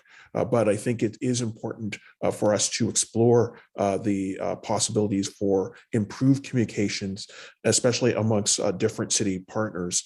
Hydro Ottawa being a very important one, since we are the majority shareholder. So I also look forward to asking some of those questions at council tomorrow. But my question is really to staff, and we had a bit of the discussion about this in terms of climate resiliency, working on a strategy, but then at the end of the day, ensuring that really boils down into the development of standard operating procedures to ensure that we have a set of step-by-step instructions for the organization, the city, really to move forward in terms of emergency response. And I wanted to really ask staff, about those considerations once the strategy is created. I say this because we were listening to different deputations from before talking about the impact on residents. Well, in that last storm just a few weeks back, I saw real impacts in terms of resident impacts, especially the potential for human needs issues being resolved in real time and relatively quickly. And it didn't seem apparent that we had standard operating procedures at the beginning of the crisis to really start to address these issues. And we also heard from the previous deputy as well that previous deputations that we need to move relatively quickly because obviously this is emergency response. So I just wanted to ask the question: how will the strategy be whittled down, and how will it evolve into a standard operating procedures around these types of incidents, which we can only expect will increase in the future due to the challenges of climate change. Thank you, Chair. I don't mind fielding this one. Thank you for the good question, Councillor King. I think the easiest way to answer this is to say that every emergency has its different set of circumstances that we have to deal with, and it's very, very difficult to create, SOPs or standard guidelines for dealing with everything. And that's what the emergency management program is about, is having plans for major events. And we keep learning and doing after action reports after every major event, so that if we encounter them again in the future, we'll be better prepared. So I agree that it'd be nice to have a very comprehensive plan for absolutely everything. And that would be the goal in the future with regards to climate resiliency, and then how do we address these main concerns, and then let's put a plan in place to ensure that they're addressed. So we'll also be discussing this in the next term of council with regards to public safety and a response to these types of events that seem to be coming back up. So excellent point, making notes, and obviously we'll be addressing that in the future as well. I appreciate that. I know every event is unique, and I really do want to recognize the incredible response of our first responders, as well as other city staff in terms of the previous event that we had just a few weeks back, a major natural disaster, in my estimation, that impacted many wards across the city. But of course, I would encourage more discussion with other partners, such as the Red Cross. I know that in terms of their responsiveness, they do have standard operating procedures. And I think while it is important for councillors who are on the ground during these situations to obviously have input, we need to ensure that there's a balance in terms of the lead. And obviously, we want the city staff, the permanent staff, to really lead, especially around human needs issues in specific wards when there are emergencies like this. So I look forward to having continuing conversations. I think that this is an excellent report that's before us, and it's very timely based on the challenges that the city continues to have.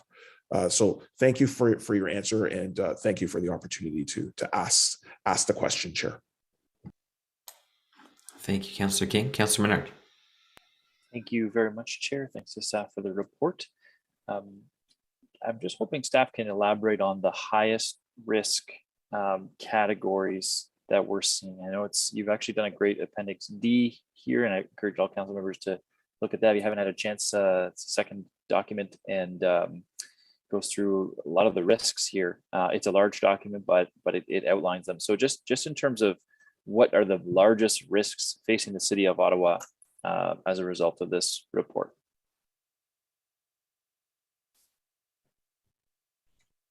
Thank you, Councillor. So the challenge with any exercise like this is to distill it down in a couple of short bullets of what our top risks are. I think what the exercise has shown is that climate change is going to affect all elements of our community, all elements of city services.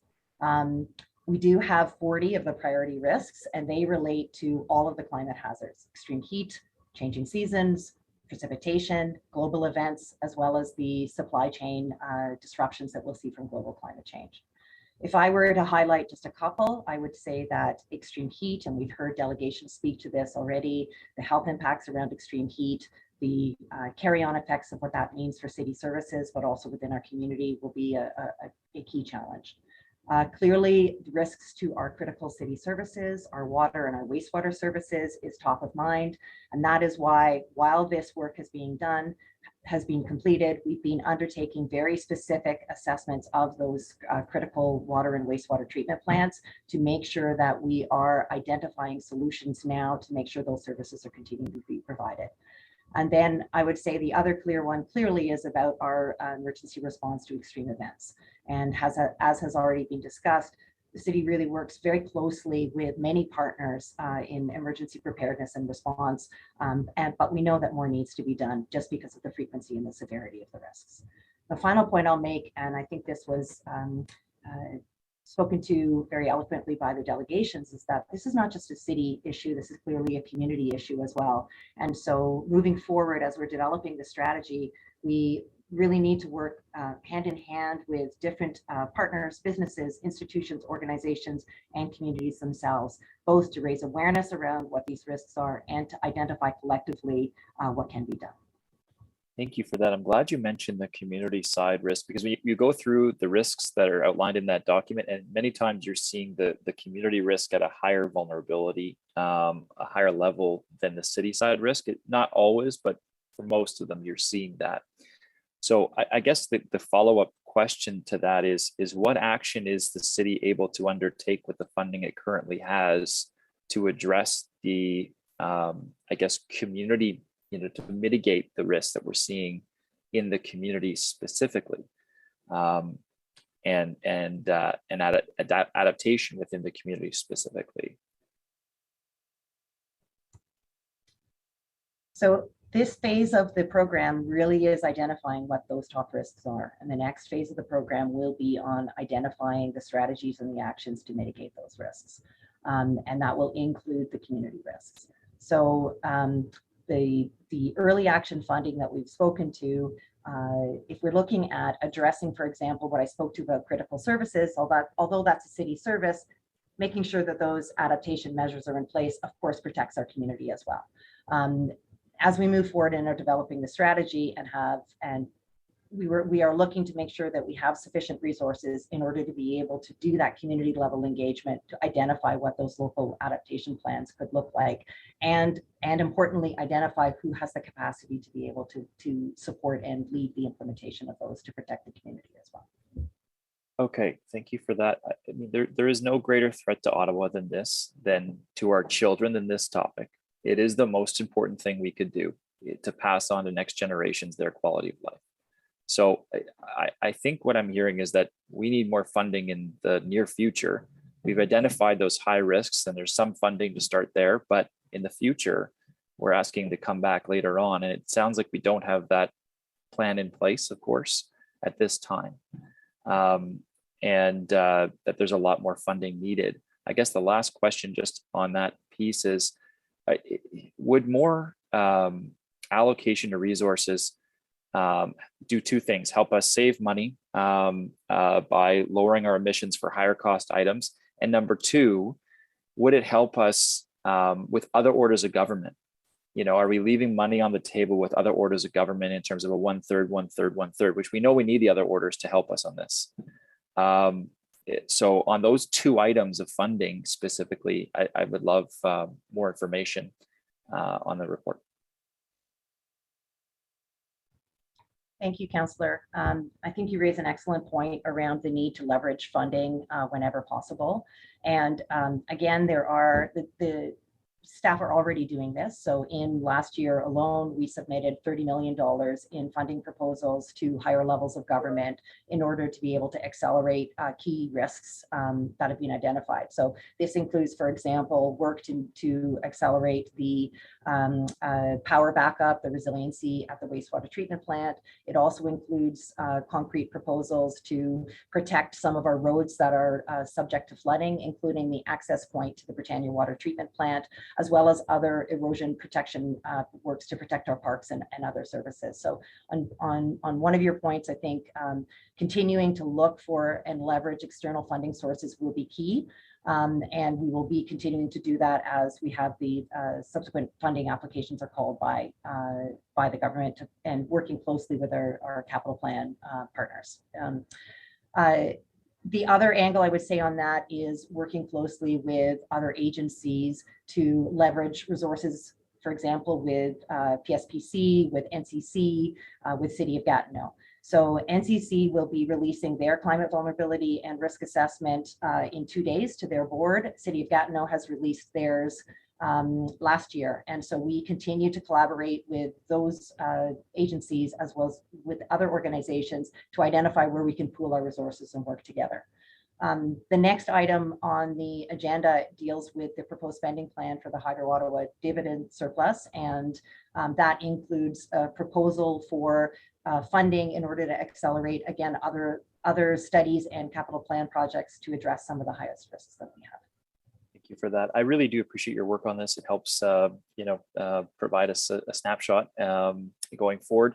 But I remain concerned about the lack of funding coming in that can then leverage more funding from the federal government. I did see the report where it shows that you did put in applications for close to $30 million, and that our climate change master plan better positions us to apply for these sorts of funds. So good we have that in place. It is a very good plan. But I remain concerned about a steady level of funding, whether it's from other departments or within our own area here for that climate change team, because this should be the highest priority in the city. There's nothing more important than this for our kids. And I'm worried we're falling behind, especially on the community side. I think the city side, we're going to be okay. It's the community side I'm really, really worried about here in our city. So thank you for all the work and effort to put in, and it just highlights how much more we need to do. Thank you, Councillor Brockington. Thanks, Chair. And similar to previous comments, I too want to acknowledge staff's work. We've made some progress this term of council. When you look at maybe the stalled work that had happened prior to this term, we're finally seeing some progress here. And although not everyone believes we're moving fast enough, we're moving in the right direction. So I just want to acknowledge that. If I go back a month ago to the derecho, the benefit, if I can call it a benefit, of that time of year was that we were in spring. We weren't in the midsummer where it's uncomfortably hot, and not in midwinter where it's uncomfortably cold. And one of my great fears, Chair, is ice storms and freezing rain. Where Ottawa is located geographically, we're going to get more freezing rain in the future as climate warms up and our winters warm up. I'm very concerned about major ice storms that knock out power, that knock out infrastructure, and how people will be able to function in their homes when a few days later it hits -30 or 35 in the middle of the winter. We always tell people to plan for 72 hours on your own. This past May, people were without power for 8, 9, 10, 11 days in my ward and wards across the city. And what came out of the tornado experience, where city resources were focused in West Carleton and Trent Arlington, was that other wards that weren't hit as bad, like River Ward and Gloucester Southgate, really didn't have a lot of city resources, if any. They were stretched so thin. So I'm looking forward to the postmortem that the City of Ottawa is going to lead. And we hope that the motion that Councillor King and I have worked on for hydro gets some traction as well. I do think one of our greatest areas that we need to improve on in the community is getting people prepared, both at home, but also what people can do in the community once a storm hits. How can people band together and safely check in on one another? We have resources in the community that go unused, and there's got to be a way to coordinate a community response when the city can't do it because they're stretched so thin, when the storm has such a large geographic coverage like what we just went through last month. So I do think there's some area of improvement there. My question for staff, Chair, is regarding one of the recommendations on the climate resiliency strategy coming back to us in Q4 of 2023. That's still quite some time away. And I'd like to hear from staff why they need that amount of time before they come back to the committee.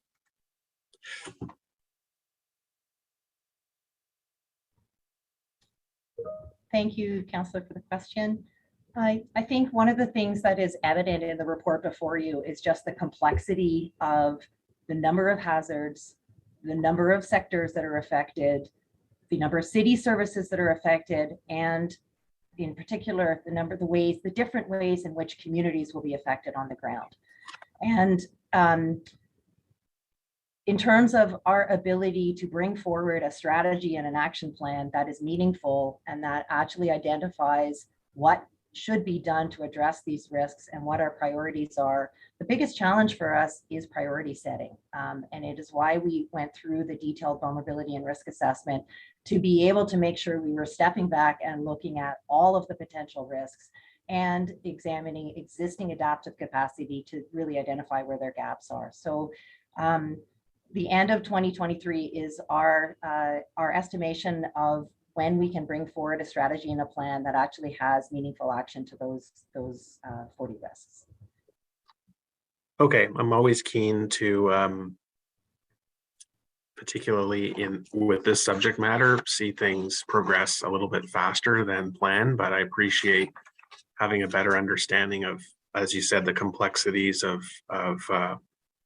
what's being worked on. So in that regard, Chair, I will be supporting the recommendation before us. I do acknowledge there's some good work here, and I agree with Councillor Menard when you assess, you know, all the priorities of a council, the threats, the real threats of the changing climate are top of the list for me as well. And the City of Ottawa absolutely has a role to play here in setting out that strategy. So thank you very much.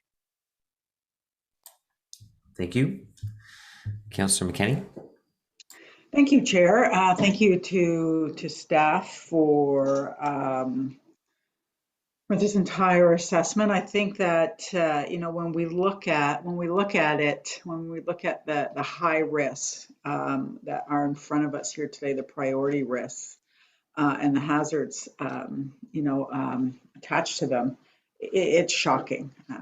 We all knew we were in trouble, but if this doesn't frighten people, I'm not sure what will. You know, it's almost hard to pick out the one that concerns me the most. I think they're all frightening, and we don't have a lot of time to catch up and get ahead. We're still playing catch up, as many cities are, but we certainly are playing catch up, and we need to do so and get ahead. And I look at I guess for me, often when I think about vulnerability and I think about high risk groups, you know, it does, you know, it's no secret that high risk groups didn't create the situations that we're in today, but they are the ones that will be most greatly impacted, whether that's internationally, whether that's across, you know, geographically across the country, or even just in each of our communities. So I do have, you know, again, I do have concerns that we're not addressing this with any real immediate funding. So I have two questions. My first one is around emergency services and the response to vulnerable, I hate calling them vulnerable groups, but marginalized, people who are marginalized, people who are you know, living in rooming houses, shelters, etc., that spend an inordinate amount of time outdoors in the extreme heat, in the extreme cold, people who have to sleep outside, and people who don't necessarily have access to air conditioning, which is becoming as important as heating in our climate. And just to staff on, you know, we see here that these are risks that are requiring immediate action. And when we have extreme heat today, extreme heat days, you know, we do a bit. We open up some heating, cooling stations, but you know, do we have the funding required to ensure that people at the highest risk of death by heat are adequately served?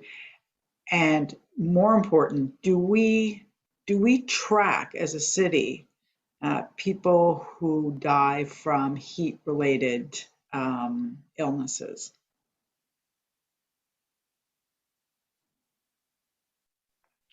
Thank you, Chair and Councillor. I'll be happy to pass over if Ottawa Public Health is on the line with regards to tracking of people who die from heat illnesses. I can assure you that every one of these disaster type situations quickly escalates us to call in our People Task Force experts to come in and assist. And, it is definitely one of the first things that we think about now when we are faced with these emergencies is how do we help our most vulnerable and those who need help. So from that perspective, yes, it is top of mind. With regards to funding, obviously we need to look at more as part of this strategy and as part of what the city can do in the future. We need to continue to reconsider that from every aspect of things. So great question. I'll pass it over to Dr. Etches if she may have information with regards to the numbers as well as the heat strategy that they've developed. Thank you. Thank you. Yes, I agree that concern is warranted. I don't think that especially lower income populations without access to cooling do have enough protection through what we see is ahead. So currently what we know we do for data is as we are warning and letting people know there's heat, harmful risks to health from heat coming. We also use monitoring at that time. So we look at emergency room visits. We look at, with paramedics, we have qualitative information about what's happening, what are they seeing, but we quantitatively look at emerge. We haven't, in past events, seen really significant rises in emergency room visits to heat, but we can detect some rise. And so that's something we watch. For the deaths, it takes a little bit longer to get information about cause of death, but this is something we look at. We can look at year over year to see patterns and trends, not just in the moment. For information in the moment about death, the coroners really have the latest as they investigate and they see what's happening on the ground. So we're also in touch with them. All to say, death is the worst outcome, and of course, we want to prevent people getting to that point. So, our plans right now are including working with a whole network of providers that can connect with populations at greater risk. So on the ground through multiple agencies, we let people know when we're concerned about health impacts from heat, and people are able to do more outreach. I think we know that this is something that really, in the end, we really need to build the capacity of all community members to look after each other too, and understand what the signs are of danger for heat-related illness. We are promoting, we have these campaigns, every year we'll continue to promote the Beat the Heat tips about how to stay cool, even if you don't have air conditioning. So this Beat the Heat messaging, will continue to amplify, and that's what can actually concretely also help, if people don't have fans, getting people fans, helping them understand how to shower or cool or use mist to cool down. We work with partners on cooling centers, but I think there's some thoughts around how useful those are and what, not necessarily really the solution. So we have a plan that's related to heat and cold and smog that does focus on the populations at greatest risk. Absolutely. We've been mapping where people are likely to be at greatest risk. So these are the foundational activities. I think where we need to go further is recognizing the risk is only growing. So the monitoring in time and over time will be one of the roles that public health plays and continues to play. Yeah. Thank you. Thank you for that. I think that, and I appreciate everything that public health does, emergency services, in terms of addressing it and tracking where the highest risks are. But I really would at some point like to see, us reporting out on deaths from heat-related illness. I think that it's easy to forget how high risk some populations are, some people are, not populations, they're people, you know, and they're not even vulnerable. They're very resilient. People living in rooming houses and shelters actually are, I'm probably more vulnerable than they are if we're all left to our own devices. They're marginalized, but you know they are resilient. I don't know how people do it, but they do. But I do, and I think you know even simple things like you know I've spoken to emergency response about this, our emergency preparedness. You know, just simple things like misting stations from our fire hydrants, you know, around the downtown or areas where you have higher populations of people living, you know, without air and at higher risk. Just set up a little misting station coming out of a fire hydrant. It's fun. First off, people like it. I've been in cities where they have them. It's good for you know people visiting. It's good for people shopping, etc. People just like it, but it also gives somebody who may not otherwise have a place to cool off, a place to cool off.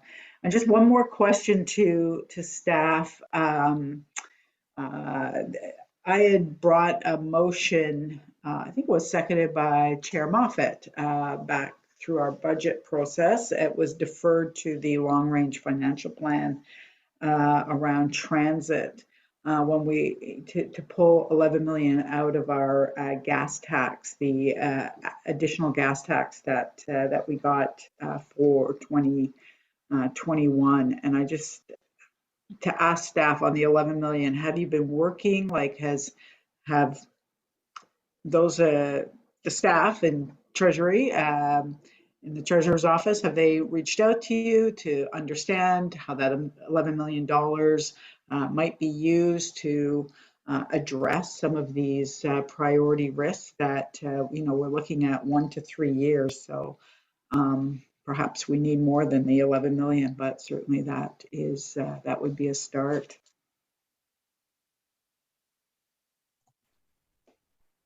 Yeah, through the chair. So good question, Councillor. I know Isabel Jasmine, my colleague, has been kind of the lead on this component of the file. I did connect with her late last week, but she's still waiting here on some outstanding questions, I guess. But I'll definitely take that offline and commit to getting back to you this afternoon or tomorrow at the latest for sure, if that works.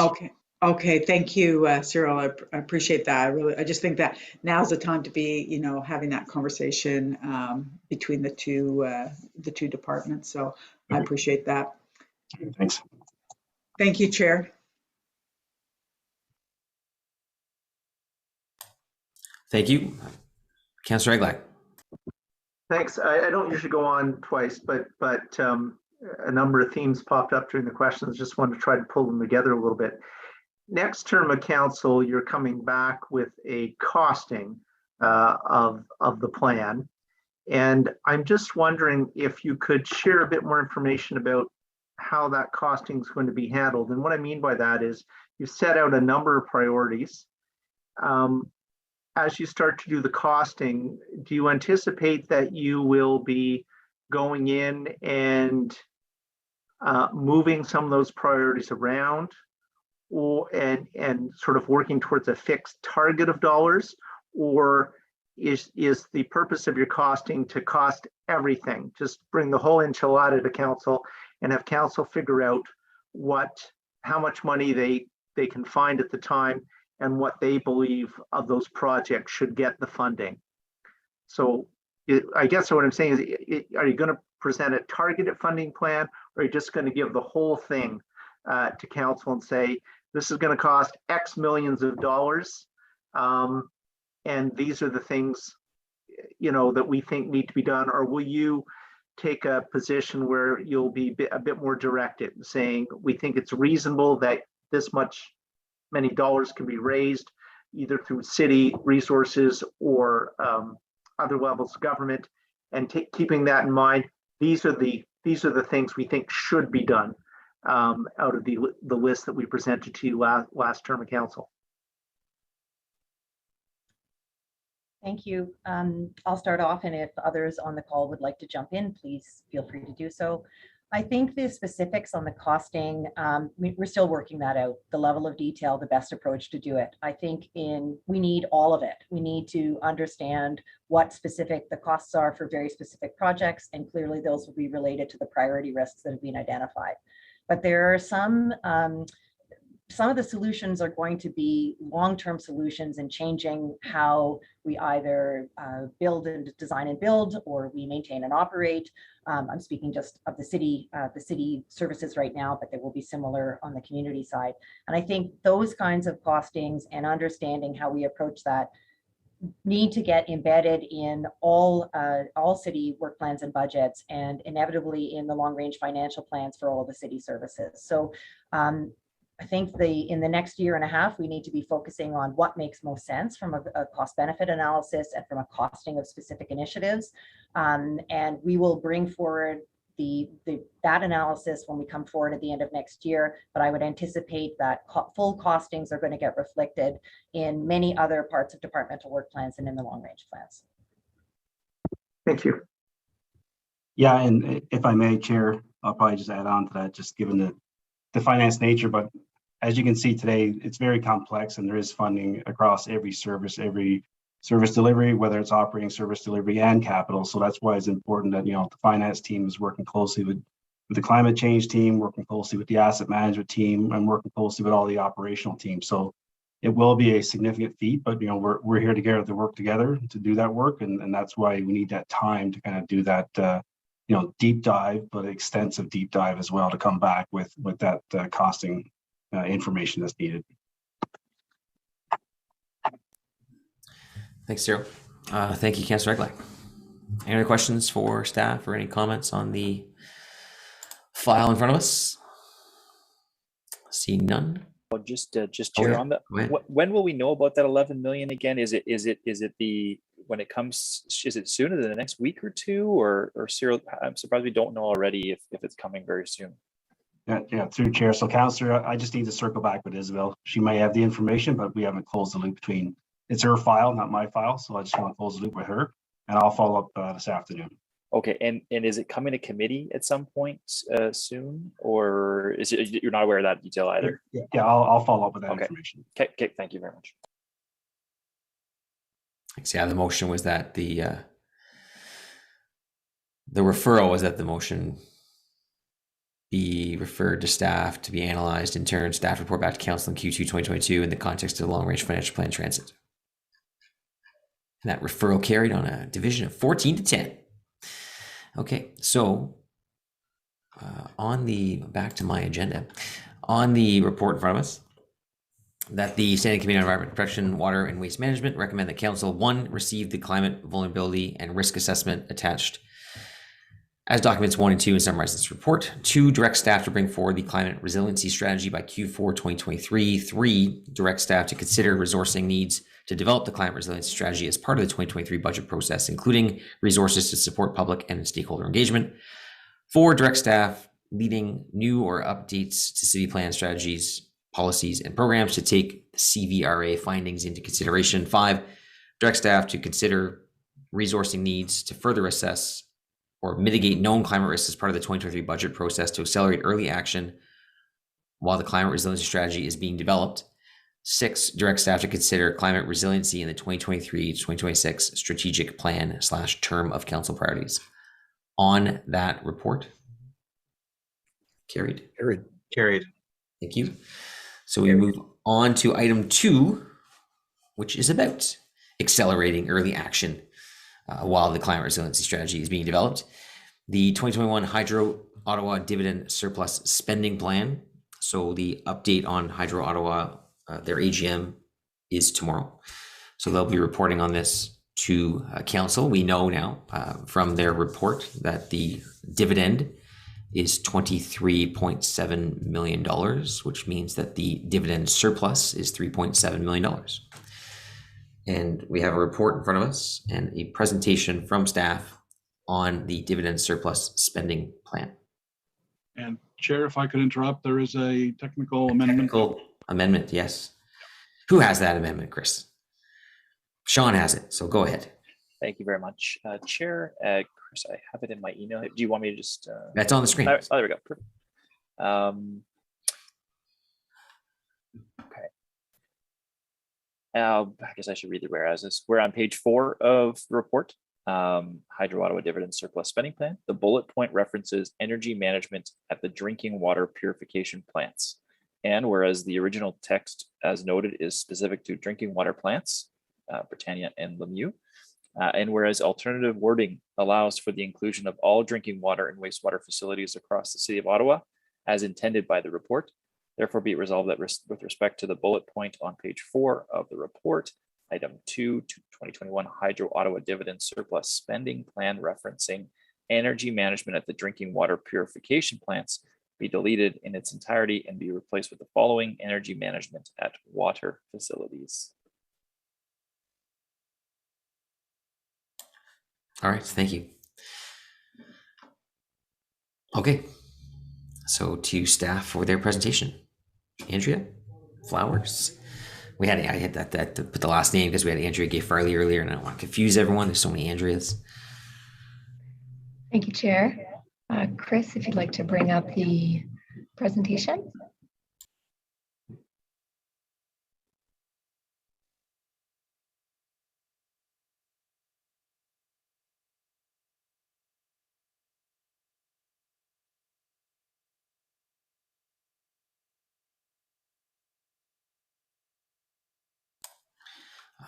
You're on mute there, Andrea, so I'm not sure. You've probably been talking for a little while, but I could only tell in the tiny box above me, that above the screen, that you were talking on mute.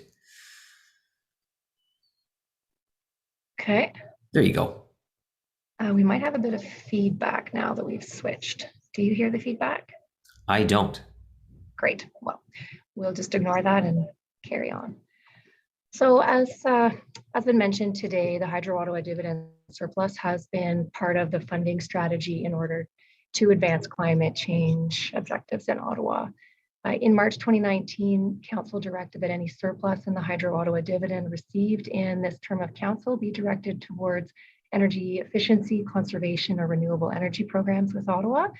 And as part of that direction, specific projects were to be recommended by staff and approved by this committee once the specific dollar amount, if any, was known.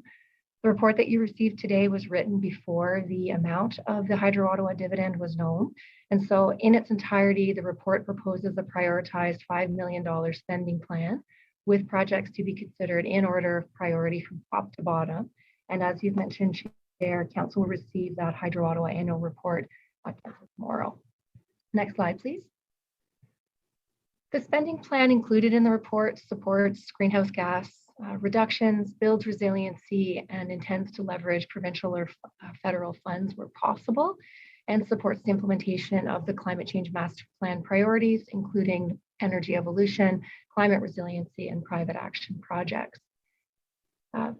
The projects under this proposed spending plan include a mix of municipal, residential, and commercial energy conservation or efficiency projects, as well as municipal and public EV charging infrastructure. It also helps advance some of the work related to renewable energy generation, including solar panels on municipal facilities.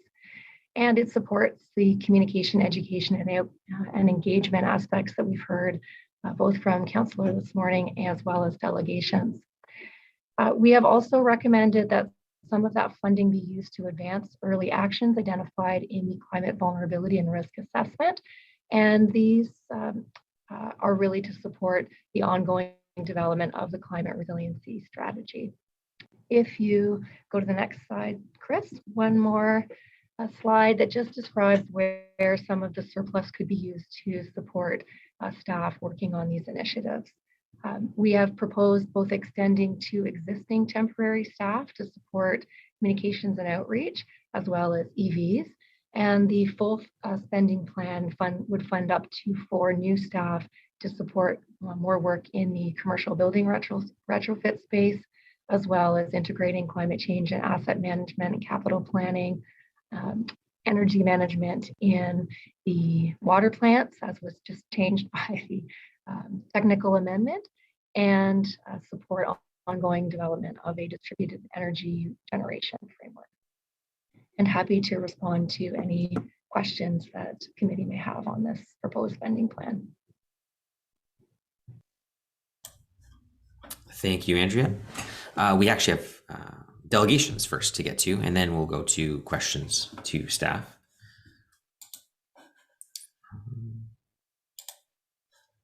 So our first delegation on this item is Barbara Ramsey, who's the acting chair of cafes.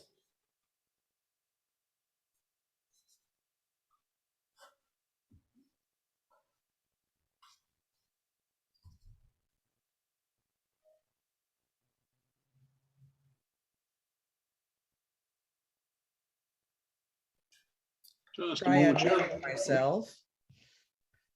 We got a warm up going there, and there we go. My video. There we go. We're rolling now. So good to see you, Chair Moffat and Vice Chair Menard, councillors and staff, both Julia and I really appreciated your presentations. So I'm grateful to have a few minutes with you today, twice I hope actually. But this appearance is really intended to broaden the discussion and perhaps raise the backdrop on an elephant in the room as you approach the dispensing of the annual and only climate windfall, the Ottawa Hydro dividend. Next slide. Chris, if I could. I'm speaking now, as you mentioned, the recently elected acting chair of Cafes, an organization I think you know well. And after all of today's many speakers, many related to the work of Cafes, you must be thinking, where in the world is Angela Keller-Herzog? As she is truly the central piece to Cafes, its advocacy, so much of its effort, and probably its face, truly. Next slide, Chris.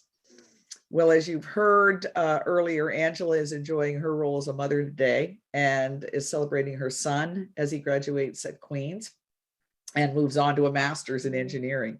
She and her family deserve that pleasure, but it leaves you with me to deliver some recommendations on climate finance on behalf of Cafes. Next slide, please.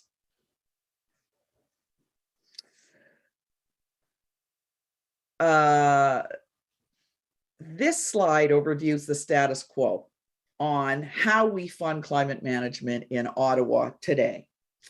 Your council had the temerity to make climate a priority and called a climate emergency early in your term.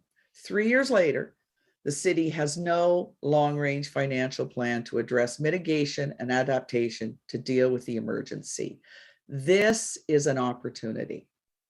As the chair alluded to earlier this morning, the city's operating budget does not address the climate issue head on, despite declaring the crisis. There is no line item to address energy evolution, the city's energy transition strategy, and so it leaves your staff and the full council where you are today, planning to divvy up a hydro dividend because a significant plan to justify more has never been funded. In effect, it leaves you choosing from a laundry list of items to cobble together, rather than delivering a cohesive response to achieve climate resiliency in a timeline you would prefer. It's kind of like humming the tunes you can't wait to hear at Blues or Jazz Fest or City Folk this summer, but you didn't bother to go out and buy a ticket. The elephant in the room is why. Those with an organizational management background suggested is the absence of resourcing, human resourcing, focused strategic planning and analysis suborned by a lack of dedicated staff or resources. Next slide, please, Christopher. Cafes would like to suggest the answer is to build up and out capacity at City Hall. The climate unit is currently buried within a very busy planning department. To deliver and enhance a municipal energy transition strategy, it needs a dedicated senior manager lead to provide issue promotion, to guide the business of strategic planning, and dedicated professional financial staff. Next slide. We want to be clear. Cafes fully supports the content pieces of the current spending plan directed towards the implementation of energy evolution. as well as the critical aspect of improved public engagement. After all, 95% of the problem is in the community. But are we creating solutions in Ottawa leveraging current and planned resources? In other words, are we managing a plan? Slide 7. So Cafes asks you to question, why is there no spending plan to accelerate current allocations? We think specifically on the mitigation side and trees and green nature and urgent action areas such as organics out of landfill. And to our point above, where are the FTEs to look more comprehensively and strategically at the financial plan necessary to address the emergency? And in slide 8, our next slide, Christopher, here are recommendations. We've lifted the elephant's foot, so to speak, and Cafes recommends Ottawa needs a climate czar who will champion specific governance and advocate and amplify this issue in all forums, including the community. Dedicate the senior management position to give home to and develop and accelerate a complete program to address the huge issue of climate management in the shorter timeline we need. How? Cause to have developed and define a long-range climate financial plan that goes beyond 2026. Provide appropriate climate risk disclosure to standards. Champion the development, encourage resource and identification and leverage programs with the feds, the province, government, and others. Julia spoke to this earlier. The staff need to work on acceleration as an example, but to do that, they need a louder echo. To take first steps, to dedicate staff and specifically climate finance FTEs to develop and deliver a sustainable strategic plan. Last slide. Thanks to you for your efforts over your last term of council, this term of council, and Scott, perhaps your last term of council, and for your time and attention to the presentations today. And on behalf of Cafes, thank you for always being a welcoming voice. Thanks, Barbara. You said perhaps my last term of council. Maybe you know something I don't. Councilor Menard. Well, no, but Ottawa is nothing but scuttlebutt, Scott. You know that. Councilor Menard. Thank you very much, Chair. Thank you, Barbara. Great presentation. Thank you, Sean. I do wonder about when we compare to other cities, and I don't know if you've done any of that work in terms of our climate staff, because a lot of our staff are temporary, and they're not FTEs that are permanent, as you said in your presentation. And that's really one of the ways cities work towards mitigating climate, is having the resources, the people to be able to work on the issue. So have you looked at any other cities in the vicinity and what their FTEs are or climate funding plans are? Well, I specifically have not, Sean. As I said, I've been working with Cafes primarily as its treasurer and working on governance and enhancement, and I've recently stepped in as chair.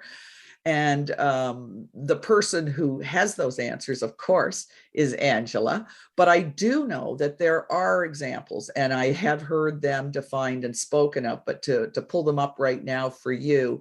But on one aspect of it, I speak specifically and can reiterate is the issue of standards.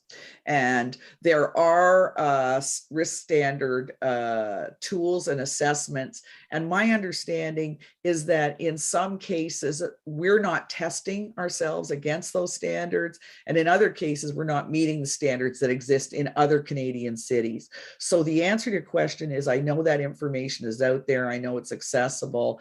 And with your permission, I'll have Angela, when she gets back from Kingston, send something to you. That's okay. Let me ask this in a different way.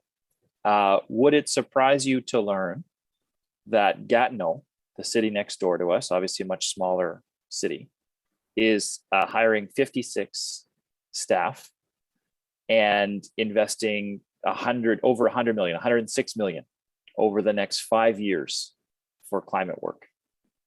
Well, that doesn't surprise me, But what we would like to hear is that lengthened window and that commitment. And I think where it's hard to commit that investment at an organizational level, my background is business management, not government management, but nonetheless, it's very hard to commit that degree of investment if you don't have a plan and if you don't have a methodology to drive the investment. And I don't mean that in a negative way when it goes to staff. You've got a complement of staff here clearly that are grappling with the issues. From the outside, it looks like they're grappling with a lack of resources. And when it comes to climate change, one of the more complex aspects of it, I understand, is in fact the management of the financial complexities, the leveraging, the payoffs, the paybacks, and including that in a complete financial picture that helps those who are trying to justify the kind of investment that folks like you want to make. Are we really getting payback? If you don't have the minds analyzing that, Councillor Menard, you don't win the advocacy component. So yeah, I hear you. I get why even a smaller city like Gatineau wants to invest like that. I don't think Ottawa is without a want. I just think the linchpin at the core of it has to be identified. And from our perspective, and this organizational manager's perspective, you need a linchpin at the top in your very strong senior leadership team to drive this issue. I heard you talked quickly about stovepiping earlier this morning, and that's part of the problem. They know they've got to pull these investments, pardon the background, pull the investments out of these various silos and concentrate them, reconfigure them, and then leverage them. But that's not new. I know you've heard that talk before. Certainly. Yep. No, thank you. That's why one of the reasons Councillor McKenney's motion was so important about that that climate funding, because it was federal gas tax funds. Wasn't a new tax increase. It was federal gas tax funds that could be used then as a revolving fund to leverage more savings, which city staff have done the work on. They've seen the payback of, so to your point about the payback piece and how you create that plan. Well, very confident in city staff's ability and what they've looked at with other municipalities for that revolving fund, where you can make investments in things like your transportation and your building systems and community-based investments and have a return. This is being done in many cities in Ontario. So I really appreciate your comments here today. Very, very important comments. Thank you. Thank you. And thank you, Barbara, for your time. Thank you, Chair. Our next speaker is Charles Nixon.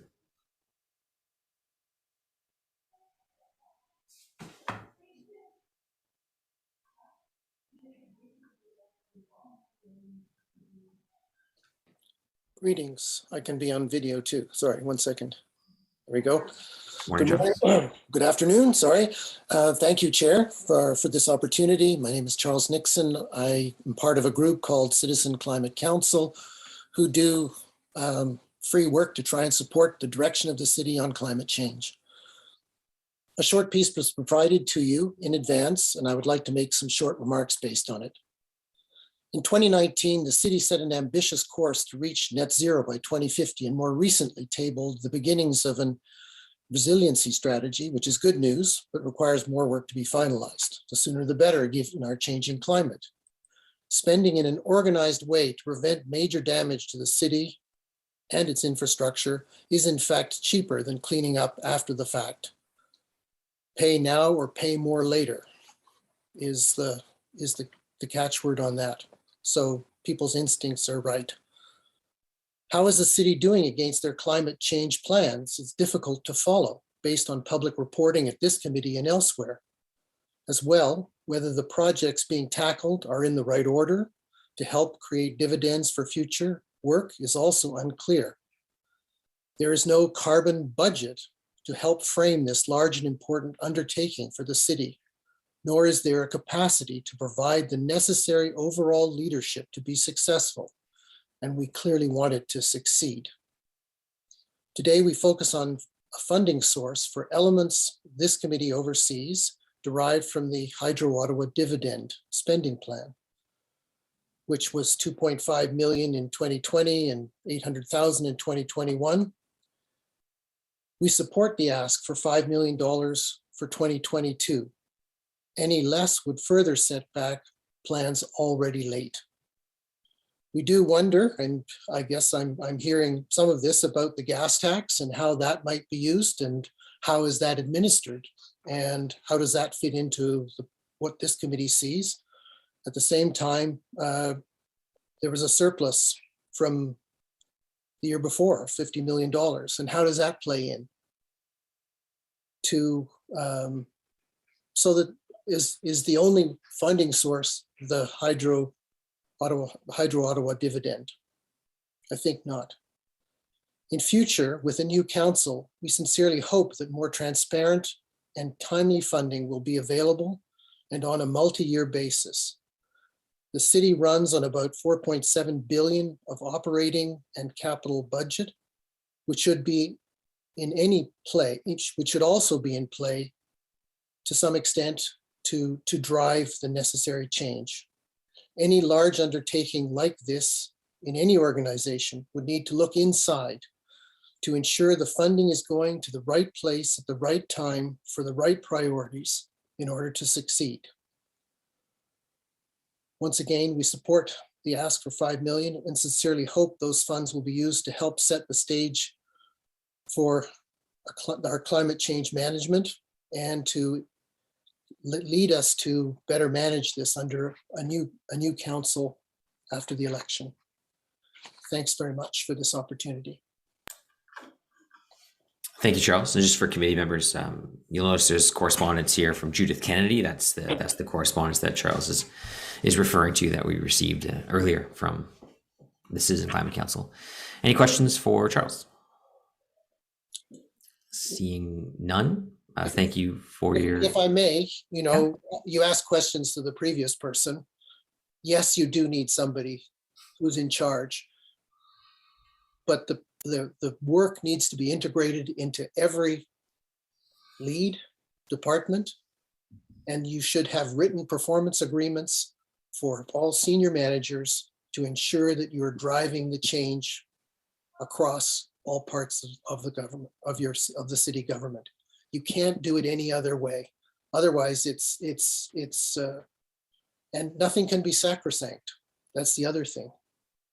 The city has a tremendous challenge before it, and which is very exciting, but it requires, strong leadership. All right. Small point about. Thanks. Well, I just wanted, I understand that the other delegation had questions asked to them. Yep. Not every delegation gets questions asked. Everyone gets 5 minutes to speak. Oh, I understand. So I appreciate, like I said, I appreciate your comments. We have your correspondence. Yep. Thank you, Judith. So appreciate that. Thank you. So questions to staff? Any questions for Andrew Flowers or her team on the report in front of us and the proposal to spend the dividend surplus, which we now again know is 4.5 times what it was last year, thankfully. Councilor Menard. Thank you very much, Chair. And yeah, it's nice to see it to be that level. Obviously, we were hoping for some funds from the federal government to cover off our federal province, I think, to cover off the storm costs that occurred. And this is, of course, last year's dividend, the storm and what future capital expenses may have for Hydro Ottawa, I think is yet to be seen. So that's going to be a big major piece. And I think goes to the point of this funding is really not as secure as you'd like it. It changes every year, and it's not secure. So just to the point of our FTEs that we have now, if there's climate change staff on the line, how many FTEs do we have working in the group, and how many are permanent on the climate change team? Thank you, Councillor. There are currently 14 staff in the Climate Change and Resiliency Unit. 6 of those are permanent and 8 of those are temporary. There is also a staff who is seconded 50% from Ottawa Public Health. So they split their time and that's a permanent position. Okay, thank you. I had asked a question previously about leveraging other funding from the province and the federal government. Yeah, I know we've applied for programs. Can you just say more about that in terms of financing? Do we often have to put in a third when we're applying for these programs? Are they more loan-based applications? Just if you could just give me a bit more information about what we're applying for and how we leverage more funds. And if we had more funding, could we then leverage more funds? Are we leaving money on the table? Thank you, Councillor. In terms of funding, it comes in a wide variety of models. There are some that are 80% contributions by the feds, 20% by the city, and that's one we're chasing for green and inclusive community buildings, so for retrofits. That's one of the best. Many of them are 50-50. So we put in 50% of the cost, someone else puts in another 50. Some are less than that. We're currently pursuing funding related to EV charging infrastructure, which is certainly less than that. We have pursued funding related to grants and studies, and the model changes for that as well. So it's really all over the board. Most of our funding applications are directed to the federal government, and we know that they have both had challenges in getting funding out the door, and in many cases they've been oversubscribed. So there's challenges associated with the funding that flows from those senior levels of government as well. We have secured the largest single funding application was, of course, for the Better Homes Loan Program. And that was a $4 million grant and an $8 million loan. So it's one where there's a lot more of a loan capacity within that. And of course, we're pursuing funding through the Canada Infrastructure Bank to support some of the work on the e-buses. So very wide range, both in terms of the funding amounts we're seeking on the mitigation side and on the funding types available or the streams that the federal government in particular has identified. Okay, thank you for that. I want to pick up on what the delegations had mentioned. And it was around, really driving sort of the plan for where investments could go, how you see a payback on that, and of course, meeting our objectives in the climate change master plan. The biggest concern for me is on the community side. I think 95% of our emissions are on the community side, whereas 5% are on the city side. So if there was more available resources, what would it be used for in your recommendation on the community side, where most of our emissions are coming from, where most of our plan needs to evolve? And granted, I understand the climate change team hasn't been in a position to say, well, we've got 50 million like Gatineau has. Here's exactly where it's going to go. But in your estimation, on the community side, what would be the greatest value for us as a city, given the plan that we've got in place now? It is a challenging question to answer. Of course, that you can see in the Hydro Ottawa dividend surplus that we've tried to target areas that have significant GHG reductions associated as modeled in energy evolution. And of course, many of those projects are scalable. So even where we've identified a number, it's to continue advancing the work. It's to continue learning lessons so that we can continue to do better. And much of that is scalable.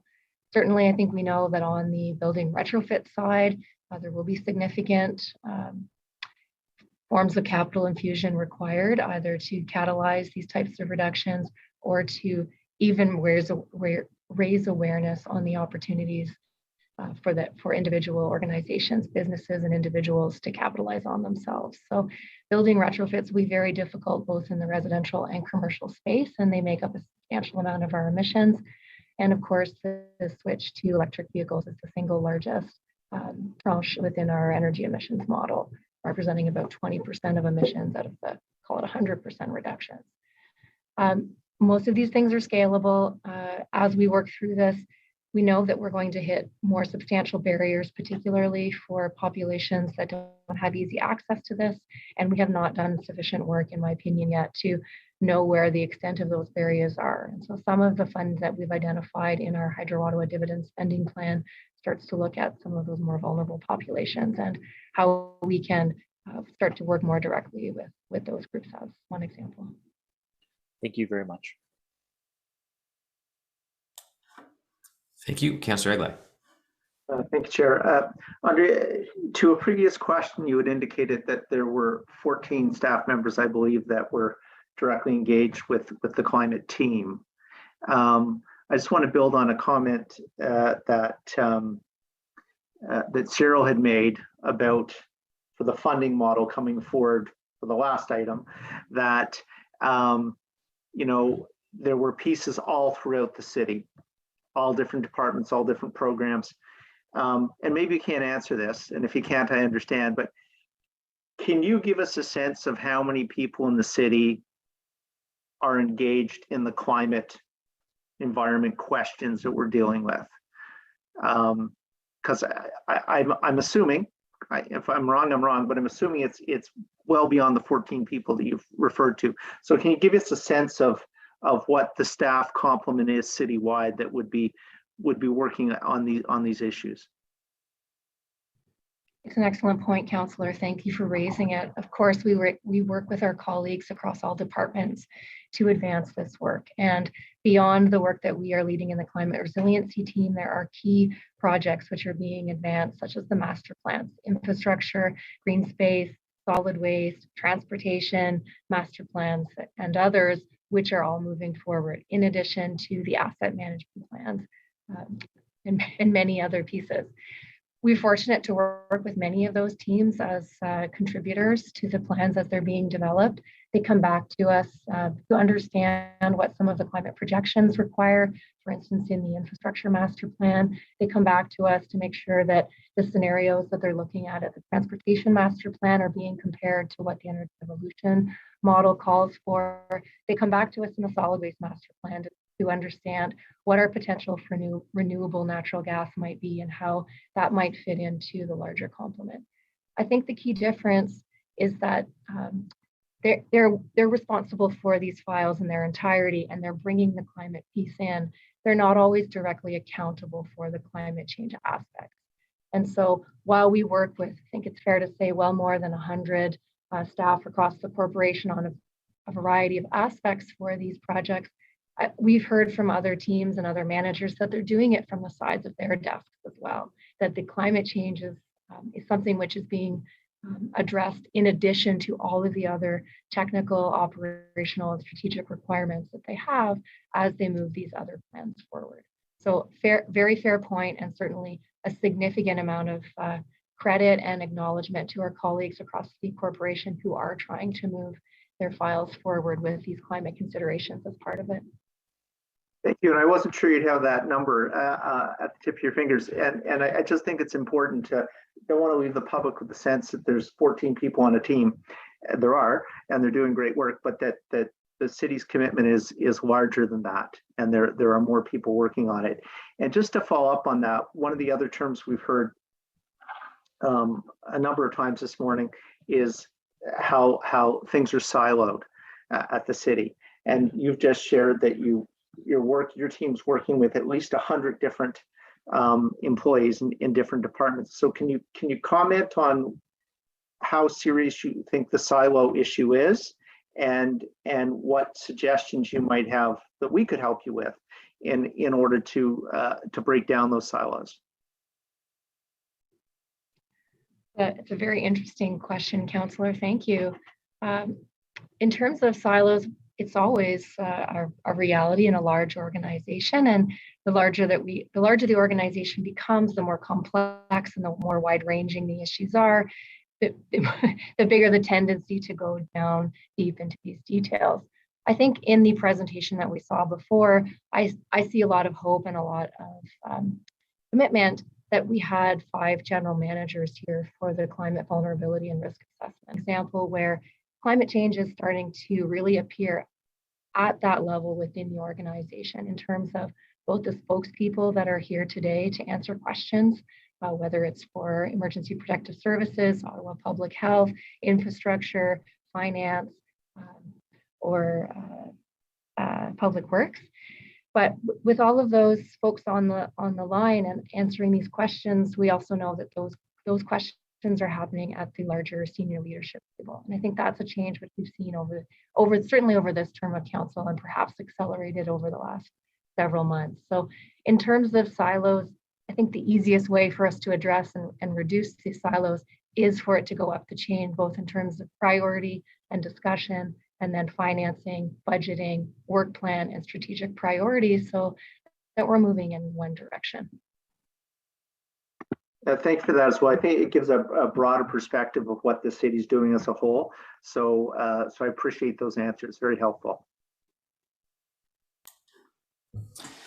Thank you, Councillor Eglai. Any further questions for staff?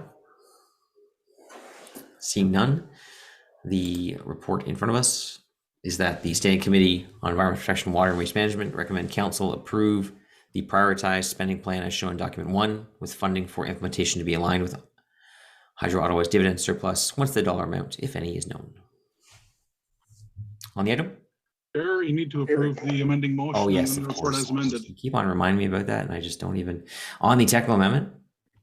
Carried. And on the report as amended? Carried. Thank you so much. All right. We now move on to item number 6, which is the motion on the endorsement of the fossil fuel non-proliferation treaty. This item has, we have 4 delegations on it. It's a motion from Councillor McKenney, so I'll ask them to introduce the item.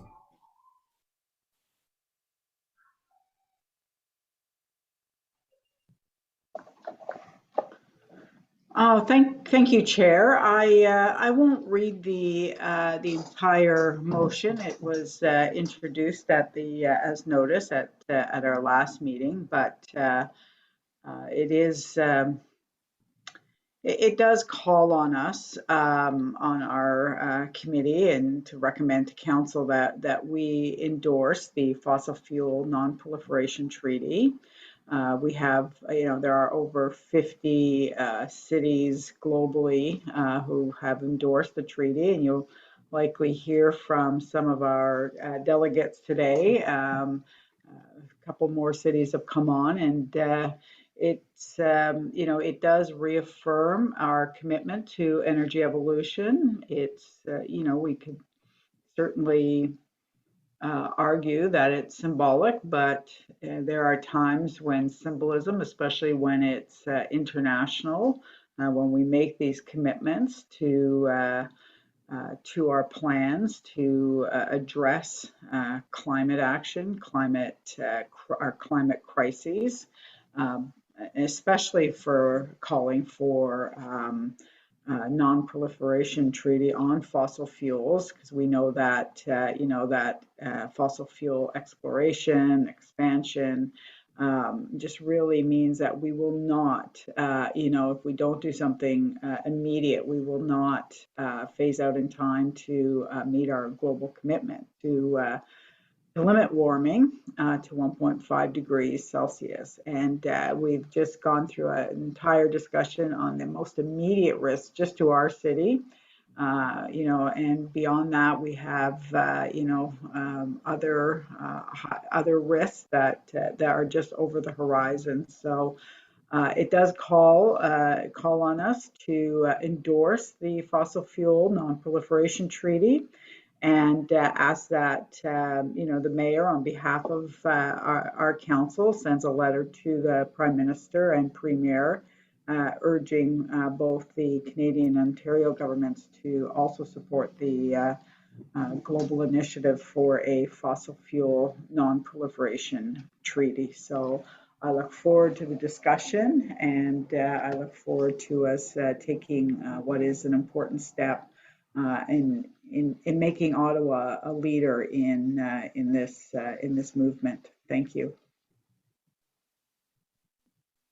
Thanks. Just before we get to delegations, if I could just ask Andrea Flowers just a quick comment on it, just in terms of how it fits with our climate change master plan, and if it's a large deviation from what we've already committed to as a council. Thank you, Chair. Really, this treaty is about growing momentum to phase out fossil fuels. And in my opinion, it doesn't change anything we're already doing. It recommits and reinforces our efforts in this direction. All right. And then I've heard some concern that we could issue a building permit for a house that's on natural gas or something like that. And my understanding is that we actually don't have the authority to dictate what type of fuel source someone actually uses at this point. Is that accurate? There are limitations to our authority within Ontario, and the treaty does include a list of suggested actions that we could take, but none of them are mandatory. So there are also potentially controversial recommendations. You've mentioned one, no natural gas in new communities or new buildings, no new gas stations, no natural gas advertising, for instance. We have mixed authority on some of these areas, but overall, because these are not mandatory aspects to commit to, I don't see any risk in joining. Okay. All right, thank you. So we will go to our delegations on this. And our first one you can see now, Sebla Samuel. Hi, everyone. Thank you so much for the invitation. I'm really happy to be connecting with you all, and especially on Indigenous Peoples Day, the National Day of Indigenous Peoples, who are the original custodians of this land and have been fighting and resisting for generations for the rights of their peoples to sovereignty and self-determination, and to those same rights for the earth. So it's really an honor to speak with you today on the importance of urgently leaving behind the destructive fossil fuel era and shifting our energy systems to renewable ones that allow our earth to flourish instead of perish. My name is Sebla Samuel. I'm the Global Cities Campaign Lead for the Fossil Fuel Non-Proliferation Treaty, where I campaign and support a growing global coalition of now more than 50 cities around the world that are calling for an end to fossil fuel expansion. Oh, actually, I should have slides for this. Sorry, Chris, can you please put these up if you're there? Thank you. So yeah, now more than 50 cities around the world who are calling for an end to fossil fuel expansion, a fair phase out of oil, gas, and coal, and a just energy transition for all. I'm Ethiopian Canadian, and I was born in Montreal. And as a little kid, I moved to Ottawa, where I attended Devonshire Public School, Fisher Park, and Glebe High School. So this moment today is also really important for me on a personal level as well. So there are three substances that jeopardize life on Earth in an unequivocal and fundamental way and put the very question of planetary life in peril. And these are oil, gas, and coal, because fossil fuels are responsible in the past decade for 86% of carbon emissions released and around 75% of all carbon emissions since the Industrial Revolution. And this trend is not relenting. The world is currently on track to produce 110% more fossil fuels by the end of this decade than what is compatible with limiting warming to 1.5 degrees Celsius. And the majority of this expansion, 85%, is planned in two countries, Canada and the US. Next slide, please. It's not enough to only stop the expansion that hurtles our planet towards climate collapse. We must begin phasing out oil, gas, and coal, as existing projects alone make the 1.5 degree target impossible to reach. Next slide, please. The Fossil Fuel Non-Proliferation Treaty calls for three things. The first is non-proliferation, so to keep fossil fuels in the ground. Then a fair phase out of existing fossil fuel reserves of coal, oil, and gas, and a just energy transition to ensure renewable energy access for all. Next slide, please. This is needed to complement the Paris Agreement, which focuses on tackling greenhouse gas emissions and demand, but remains silent on fossil fuels and currently leads us to a massive overshoot of our climate targets.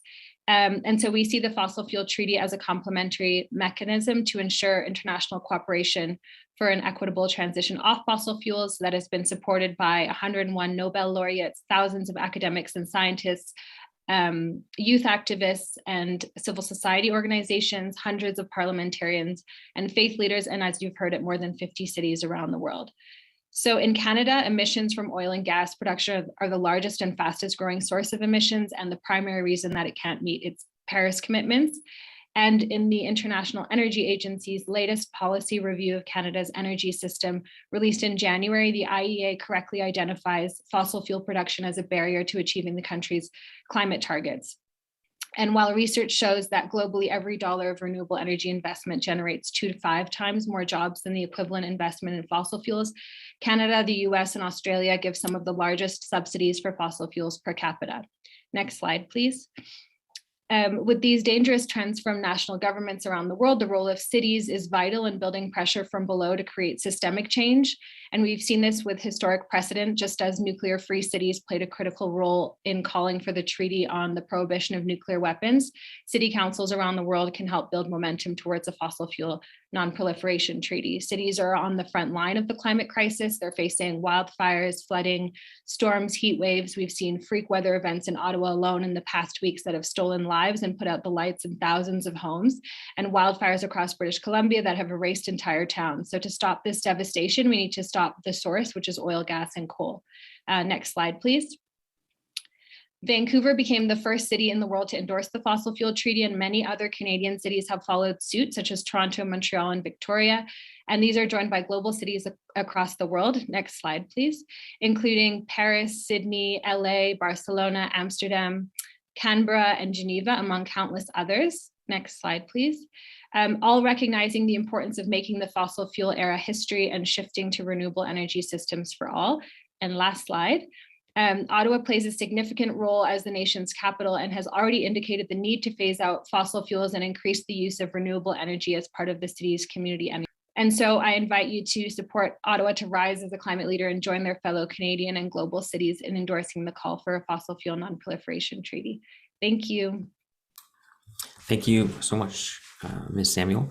We have a question here from Councillor McKenney. Yes, thank you, Chair. Thanks, Sybil, for coming out. That was a great presentation. I just want to pick up on a good point that that the Chair made with staff. A lot of what is in the treaty doesn't pertain necessarily to the municipal realm. It's part of the Municipal Act, so it can be provincial, it can be federal responsibility, but the last be it further resolve that's in the motion that I'm bringing today is that that we write to the mayor and premier to ask them to support this global initiative. And is it your understanding that that is the case for cities around the world? I mean, we all have very different governance models depending on where we are, but is that your understanding as well? Cities won't be able to do everything, but that other levels of government as well, all working together, will form this initiative for this treaty. Okay, if I've understood properly, the question is, are all of the cities that endorse also asking their higher level governments to negotiate this treaty? No, sorry, no, I wasn't really clear. Just that it's recognized that different levels of government, whether it's here in Canada or elsewhere in the world, different levels of government will have different places where they're responsible for meeting some of the goals and initiatives of the treaty. Mm-hmm. Yeah, exactly. And it varies wildly depending on the country that you're in. And so, for example, we've been in conversation with some Swedish cities, and there's really strict limitations there on what Swedish cities are able to do or not do. And so we've seen some examples from cities that have endorsed treaty, like LA has moved to ban oil and gas drilling in their jurisdiction.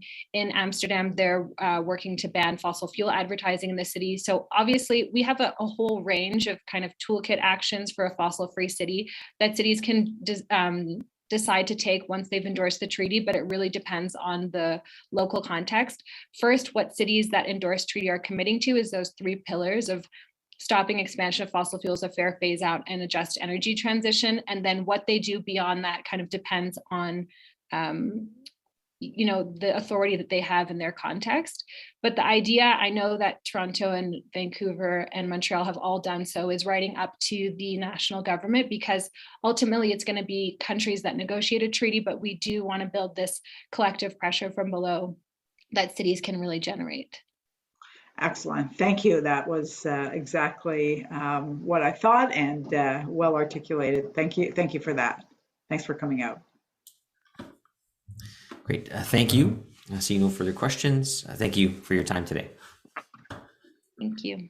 Our next delegation is Sarah Washburn. Hi, good afternoon.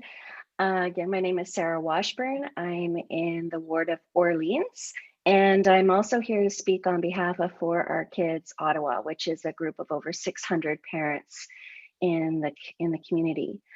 I'm very new to any kind of activism, or I've never attended a city meeting before, so bear with me if I seem off key.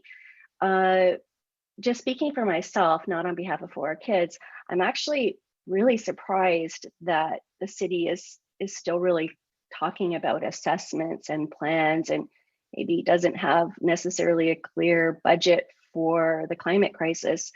And the issues of stovepiping is pretty concerning. I would hope that we could very soon get to where we're taking clear actions and have a very clear high priority budget for this very dangerous issue that we face, the climate emergency. So I'm a mother, and that's what really motivates me to be here today. And the city of Ottawa declared a climate emergency over 3 years ago. And just quoting a document here, says, with the intent of deepening its commitment to protecting our community from climate change. So I would say it's wonderful and very hopeful to see this treaty being tabled today here in Ottawa. And I would hope it would be a little bit of a no-brainer that this should be endorsed. The Fossil Fuel Non-Proliferation Treaty has been formally endorsed by over 50 communities, including our Canadian neighbors in Toronto, Montreal, and Vancouver. So I just read recently that fossil fuels are the source of 86% of CO2 emissions that cause climate change. Our children are breathing toxic, polluted air from the burning of fossil fuels, and climate disruption from the burning of fossil fuels is causing severe storms and heat waves to hit our community with increasing intensity and greater frequency. I mean, when was the last time anyone here heard of 2 tornado watches in Ottawa in the span of just a few weeks? I mean, things are getting worse. Many of our kids are just too young to fully understand the risks we face in this climate emergency. So as their parents and caregivers, and as their municipal government, we all need to advocate and act on their behalf now to ensure they have a livable and safe future. We have to reduce even further harm caused by fossil fuels. For Our Kids Ottawa Gatineau supports the 3 pillars of the Fossil Fuel Non-Proliferation Treaty, calling on governments of all levels to urgently commence an end to fossil fuel production expansion, a phasing out of existing production in line with the Paris Agreement target of 1.5 degrees, and a just transition with global support to ensure no worker, no community or country is left behind. The climate emergency presents severe health and safety hazards. Our children deserve better. The challenges are as significant as they are worthwhile. By endorsing the Fossil Fuel Non-Proliferation Treaty, Ottawa will send a clear message that it intends to take real climate action and that addressing the climate emergency is a priority. Please endorse this motion today for our children's sake. Thank you very much. Thank you very much, Sarah. I'm not seeing any questions for you, so appreciate your time here today. And our next delegation is Susie Potts, also with For Our Kids Ottawa.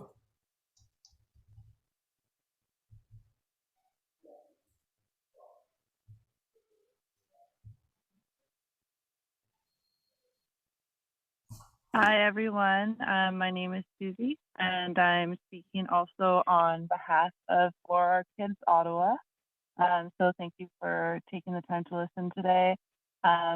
we're really hopeful that City Council endorses this motion.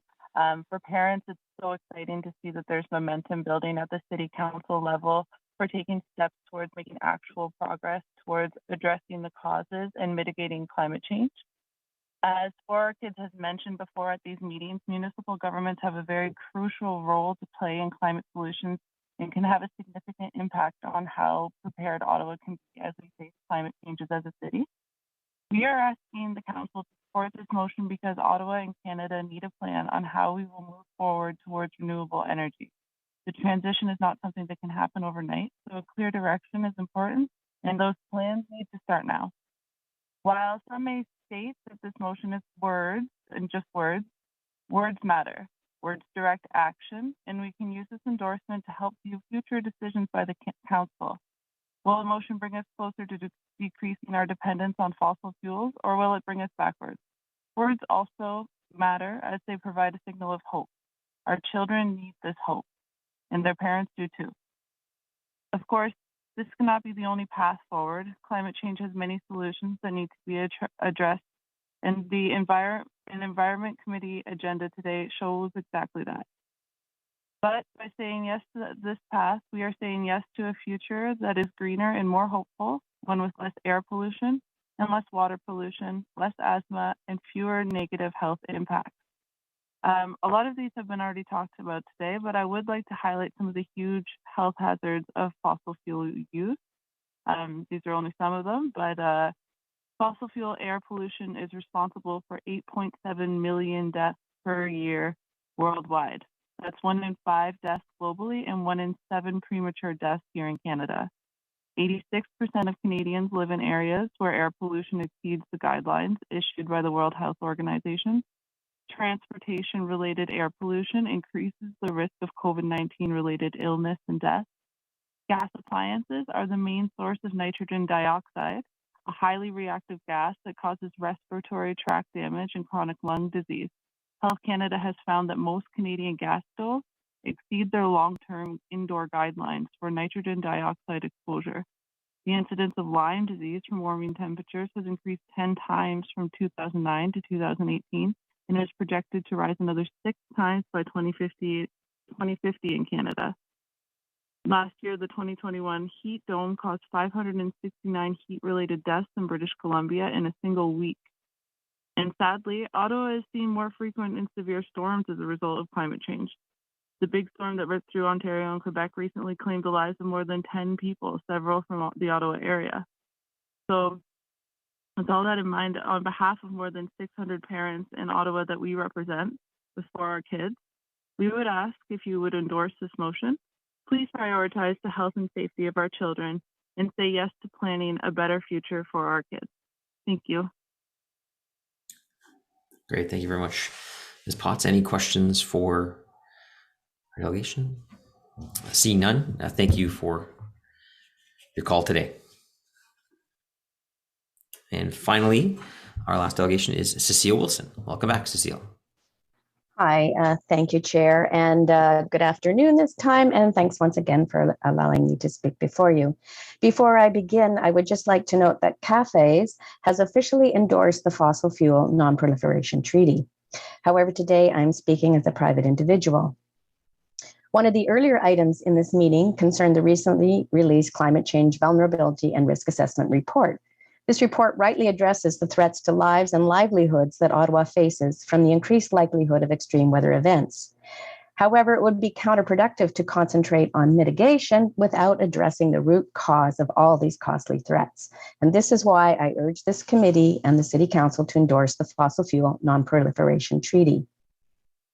The actions of the federal and provincial governments to subsidize the fossil fuel industry are causing economic and social harm to the people of Ottawa.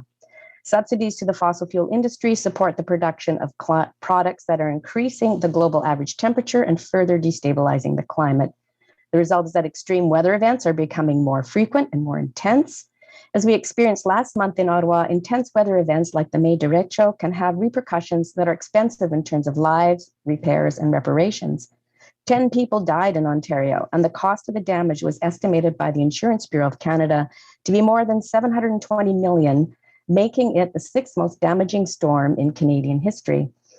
And that's just for Ontario. If there is something we can do about diminishing the likelihood of another such storm, shouldn't we do it? Some may argue that we don't have the means to start divesting from fossil fuels, or that it would be too expensive to do so. But can we really afford to pay for storms like this one on a regular basis? Are we willing for such extreme events to become more common? And are we prepared to accept the kind of losses in life and income that they will bring? As the capital city of Canada, I think Ottawa should show leadership in the effort to protect our people, our economy, and our planet. Make no mistake, as destructive weather becomes more and more commonplace, our economy will suffer.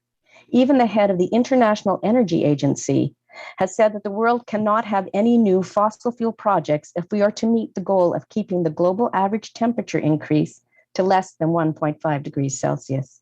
And as we've seen earlier in today's meeting, even a rise in temperature that doesn't seem like it would be significant brings a much higher climate hazard risk to our communities.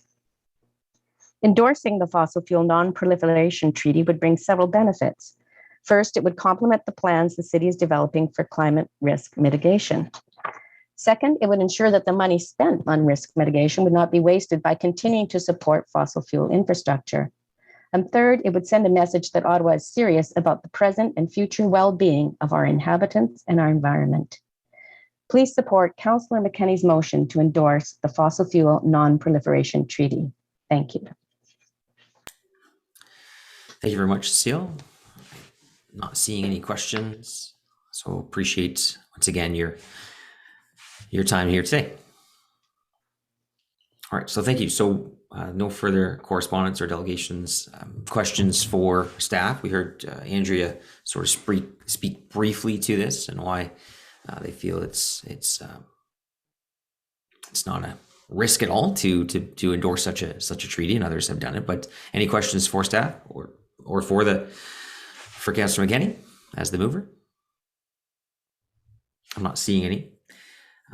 I do need to ask that to vote on this. I do need to ask that I get another count. There we go. I just needed at least 6 for, I think maybe it's 5. Anyway, 6 is better. So let me just bring the thing back open.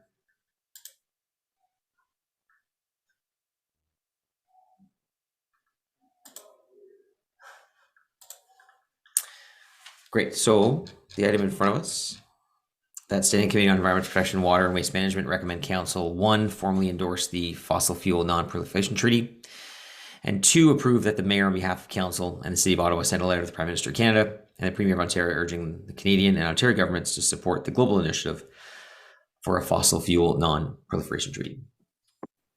Yeas and nays, please, Chair. Sure. Thank you.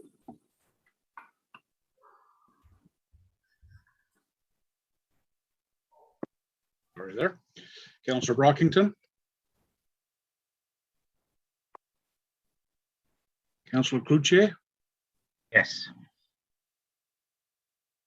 Councillor DeRose? Out there. Councillor Egley? Yes. Councillor Hubley? Not present. Councillor King? Yes. Councillor McKenney? Yes. Vice Chair Menard? Yes. And Chair Moffat? Yep. That's 6 yeas. Carries. All right. Thanks. Thank you. Thank you. And now we move to item number 7, which is the motion that Councillor Menard brought up previously, asking staff to consult with the public to bring the tree protection bylaw in line, both suburban area and urban area, to be in line with one another. We do have a delegation, 2 delegations on this as well. So I don't know if Councillor Menard, it's pretty straightforward. I don't know if you need to speak to it much more than what I just said. Good, Chair. Thank you. Okay. So it's again, so it's tree protection bylaw to decrease the distinctive tree diameter to 30 centimeters in the suburban area. We've already done this in the urban area. This itself wouldn't do it, but we'd go out and follow the same process that we did when we did the reduction in the urban area. So just following that same process, but applying it to the suburban area, where just because it falls along a different boundary doesn't mean the tree is less significant in that built up setting. So our first speaker on this is once again, Barbara Ramsey.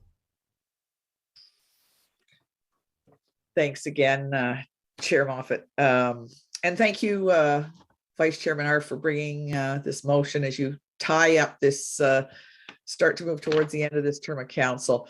This is actually one of the first motions that issues that I ever spoke about as a member of cafes. That was before, that was in 2020, before cafes even incorporated. And just so you know, as we grow as an organization, we incorporated almost a year ago now.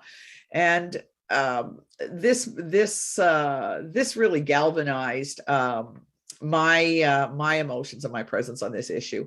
I was already the chair of the Canada Green Space, which is the hat, I'll switch hats now, that I have on right now. And we had already had a chance to meet many of you as our community in Canada North lobbied you folks to get involved, be involved, and help us in this fiasco that Club Link was attempting to create in our communities. So this particular issue I struggled with back then, and I struggled with it not because I worry, I chastise myself frequently. I like to see a lot, so I like a high level of view, and I often eschew getting tied up in the weeds. But the matters around the size and breast height of trees and why we would deem to protect a tree of that characteristic downtown, but it wasn't worthy of that protection in the core, never sat in the suburban areas, never sat well with me. So as I worked in cafes, we have upwards of beyond 50 community associations now, and we're moving on hundreds of members and growing. It's wonderful to see this desire to correct a situation that is obviously worthy of fixing.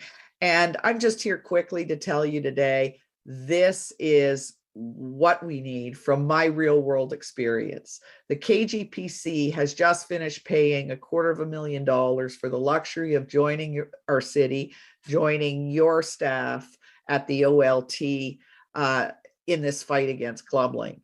We could get no traction on tree protection.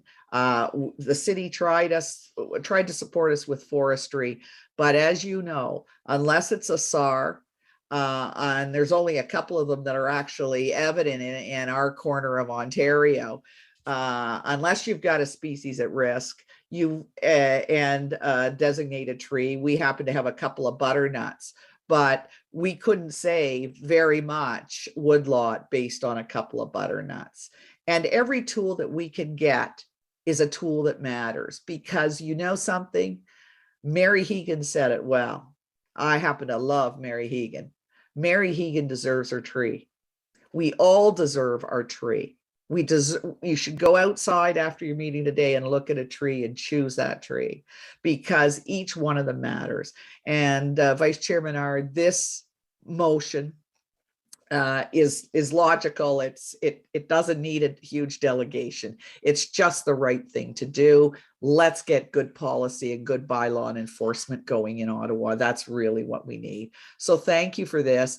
And thank you again, while I'm here, from the KGPC for all that you've done to help us protect the environment.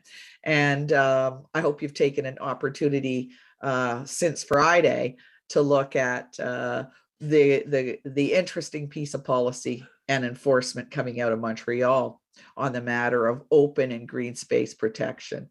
They happen to be golf courses because we have so little space left, but it's the principle behind it that matters. So thanks. I won't take up more of your time today, but thank you again, Vice Chairman Ard, for bringing this and tying up the loop.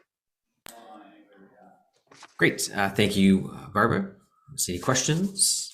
So we move to our next delegation, which is Rochelle LaCour. She's right there, president of the Greater Avalon Community Association. Good morning, everyone. And thank you, Mr. Chair. And also thank you, Councillor Menard, for bringing up this motion. It's very important to us here in Orleans.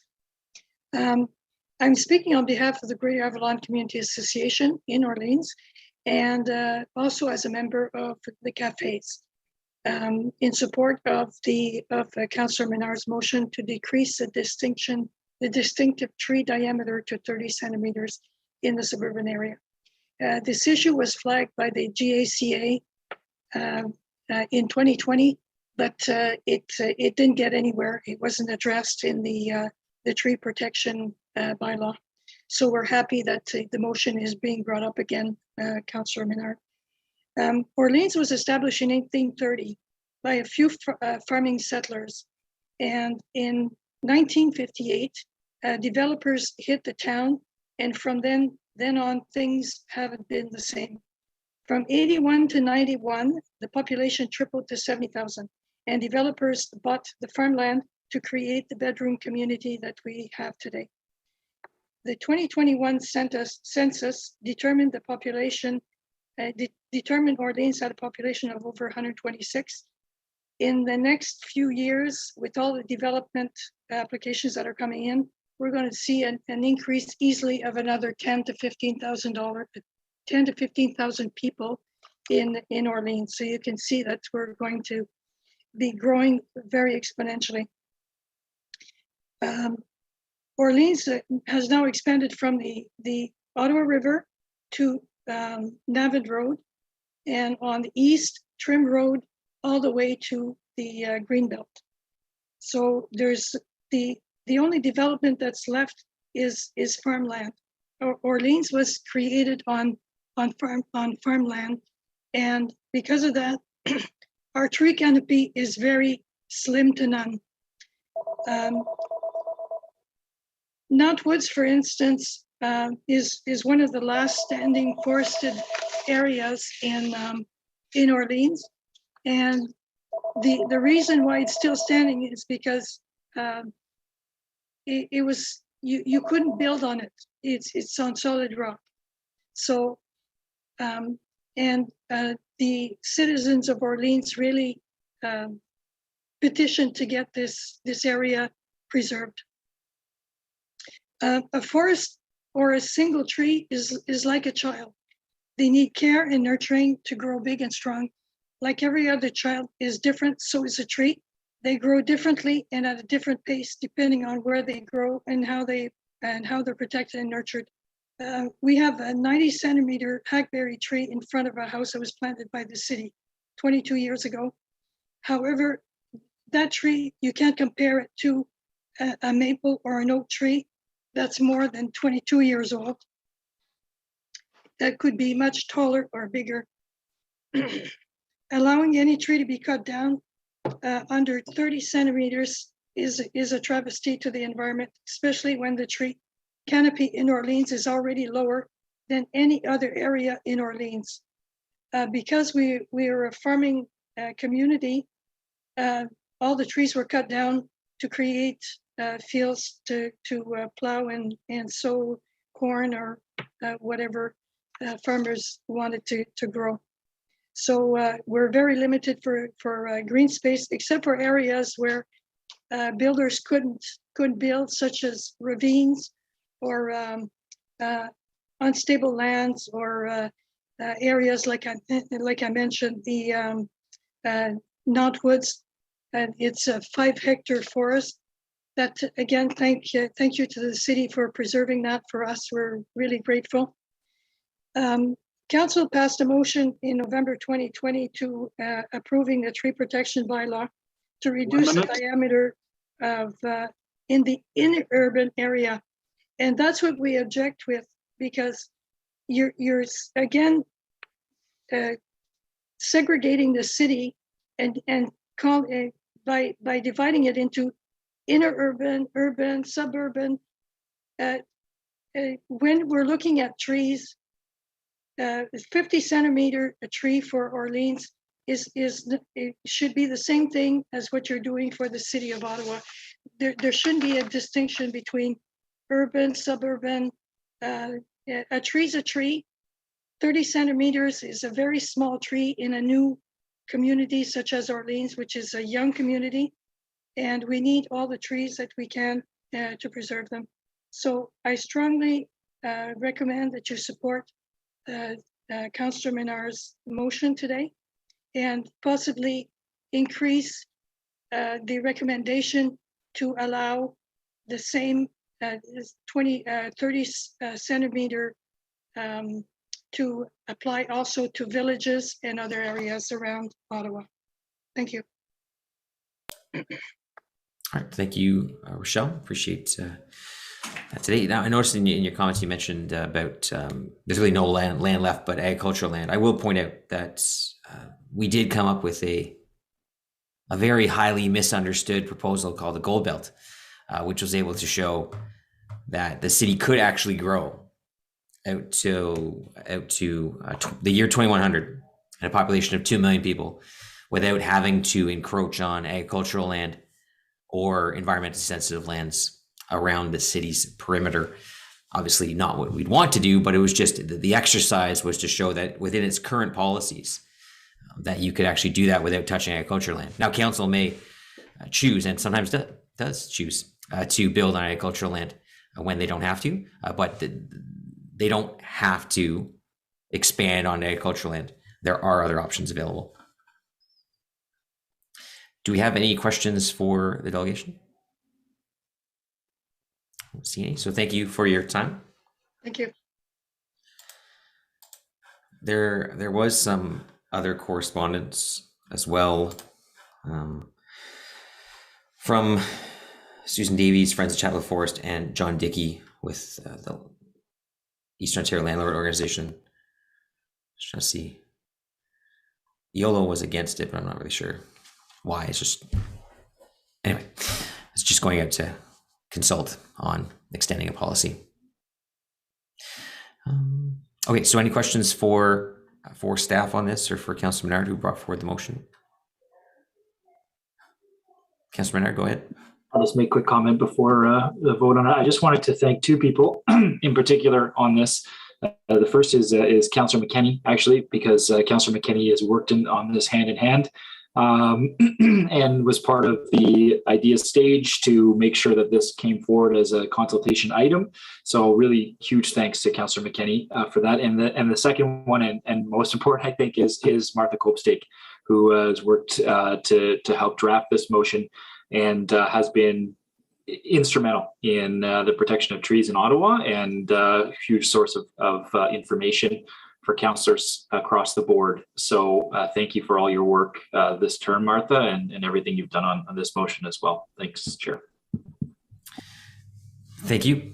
Yeah, we're certainly blessed at this committee. I find like everyone that we work with, whether it's in the solid waste group, Shelley McPherson or not Shelley McPherson, sorry, Shelley McDonald, that's the RVCA staff. I'm getting confused, people.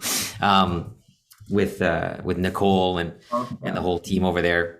And then you have forestry with Martha, and then you have Andrea Flowers' group. It's just, we're very blessed with strong teams within all the groups that we work with at this committee. So it certainly helps us move along items and advance the city's agenda on important files like this one. So thank you, Councillor Menard. Thank you, Martha. So the item before us today is that the Standing Committee on Environmental Protection, Water and Waste Management recommend council direct staff to consult with the public and bring forward a report in Q2 2023 to amend the Tree Protection Bylaw 2023-40 to reduce the size of a distinctive tree in the suburban area of Ottawa from 50 centimeters to 30 centimeters in diameter measured at breast height. Is that item carried? Carried. Great. Thank you. There are no in-camera items. We have the information previously distributed on the use of delegated authority by the Public Works Department. Notices of motion, unaware of any inquiries, also unaware of any other business. There's never any other business. Adjournments, done. As mentioned earlier in the meeting, I teased it. The next meeting is Tuesday, September 20th, 2022. I'll see you in September. That's not. I don't think I'm allowed to. I don't own the rights to that song, so I'm gonna get in trouble on YouTube because that was just played on YouTube. So I've been in trouble for that before. I don't want to get in trouble again. Okay, we are adjourned. Thanks, everyone. Thank you. Have a summer.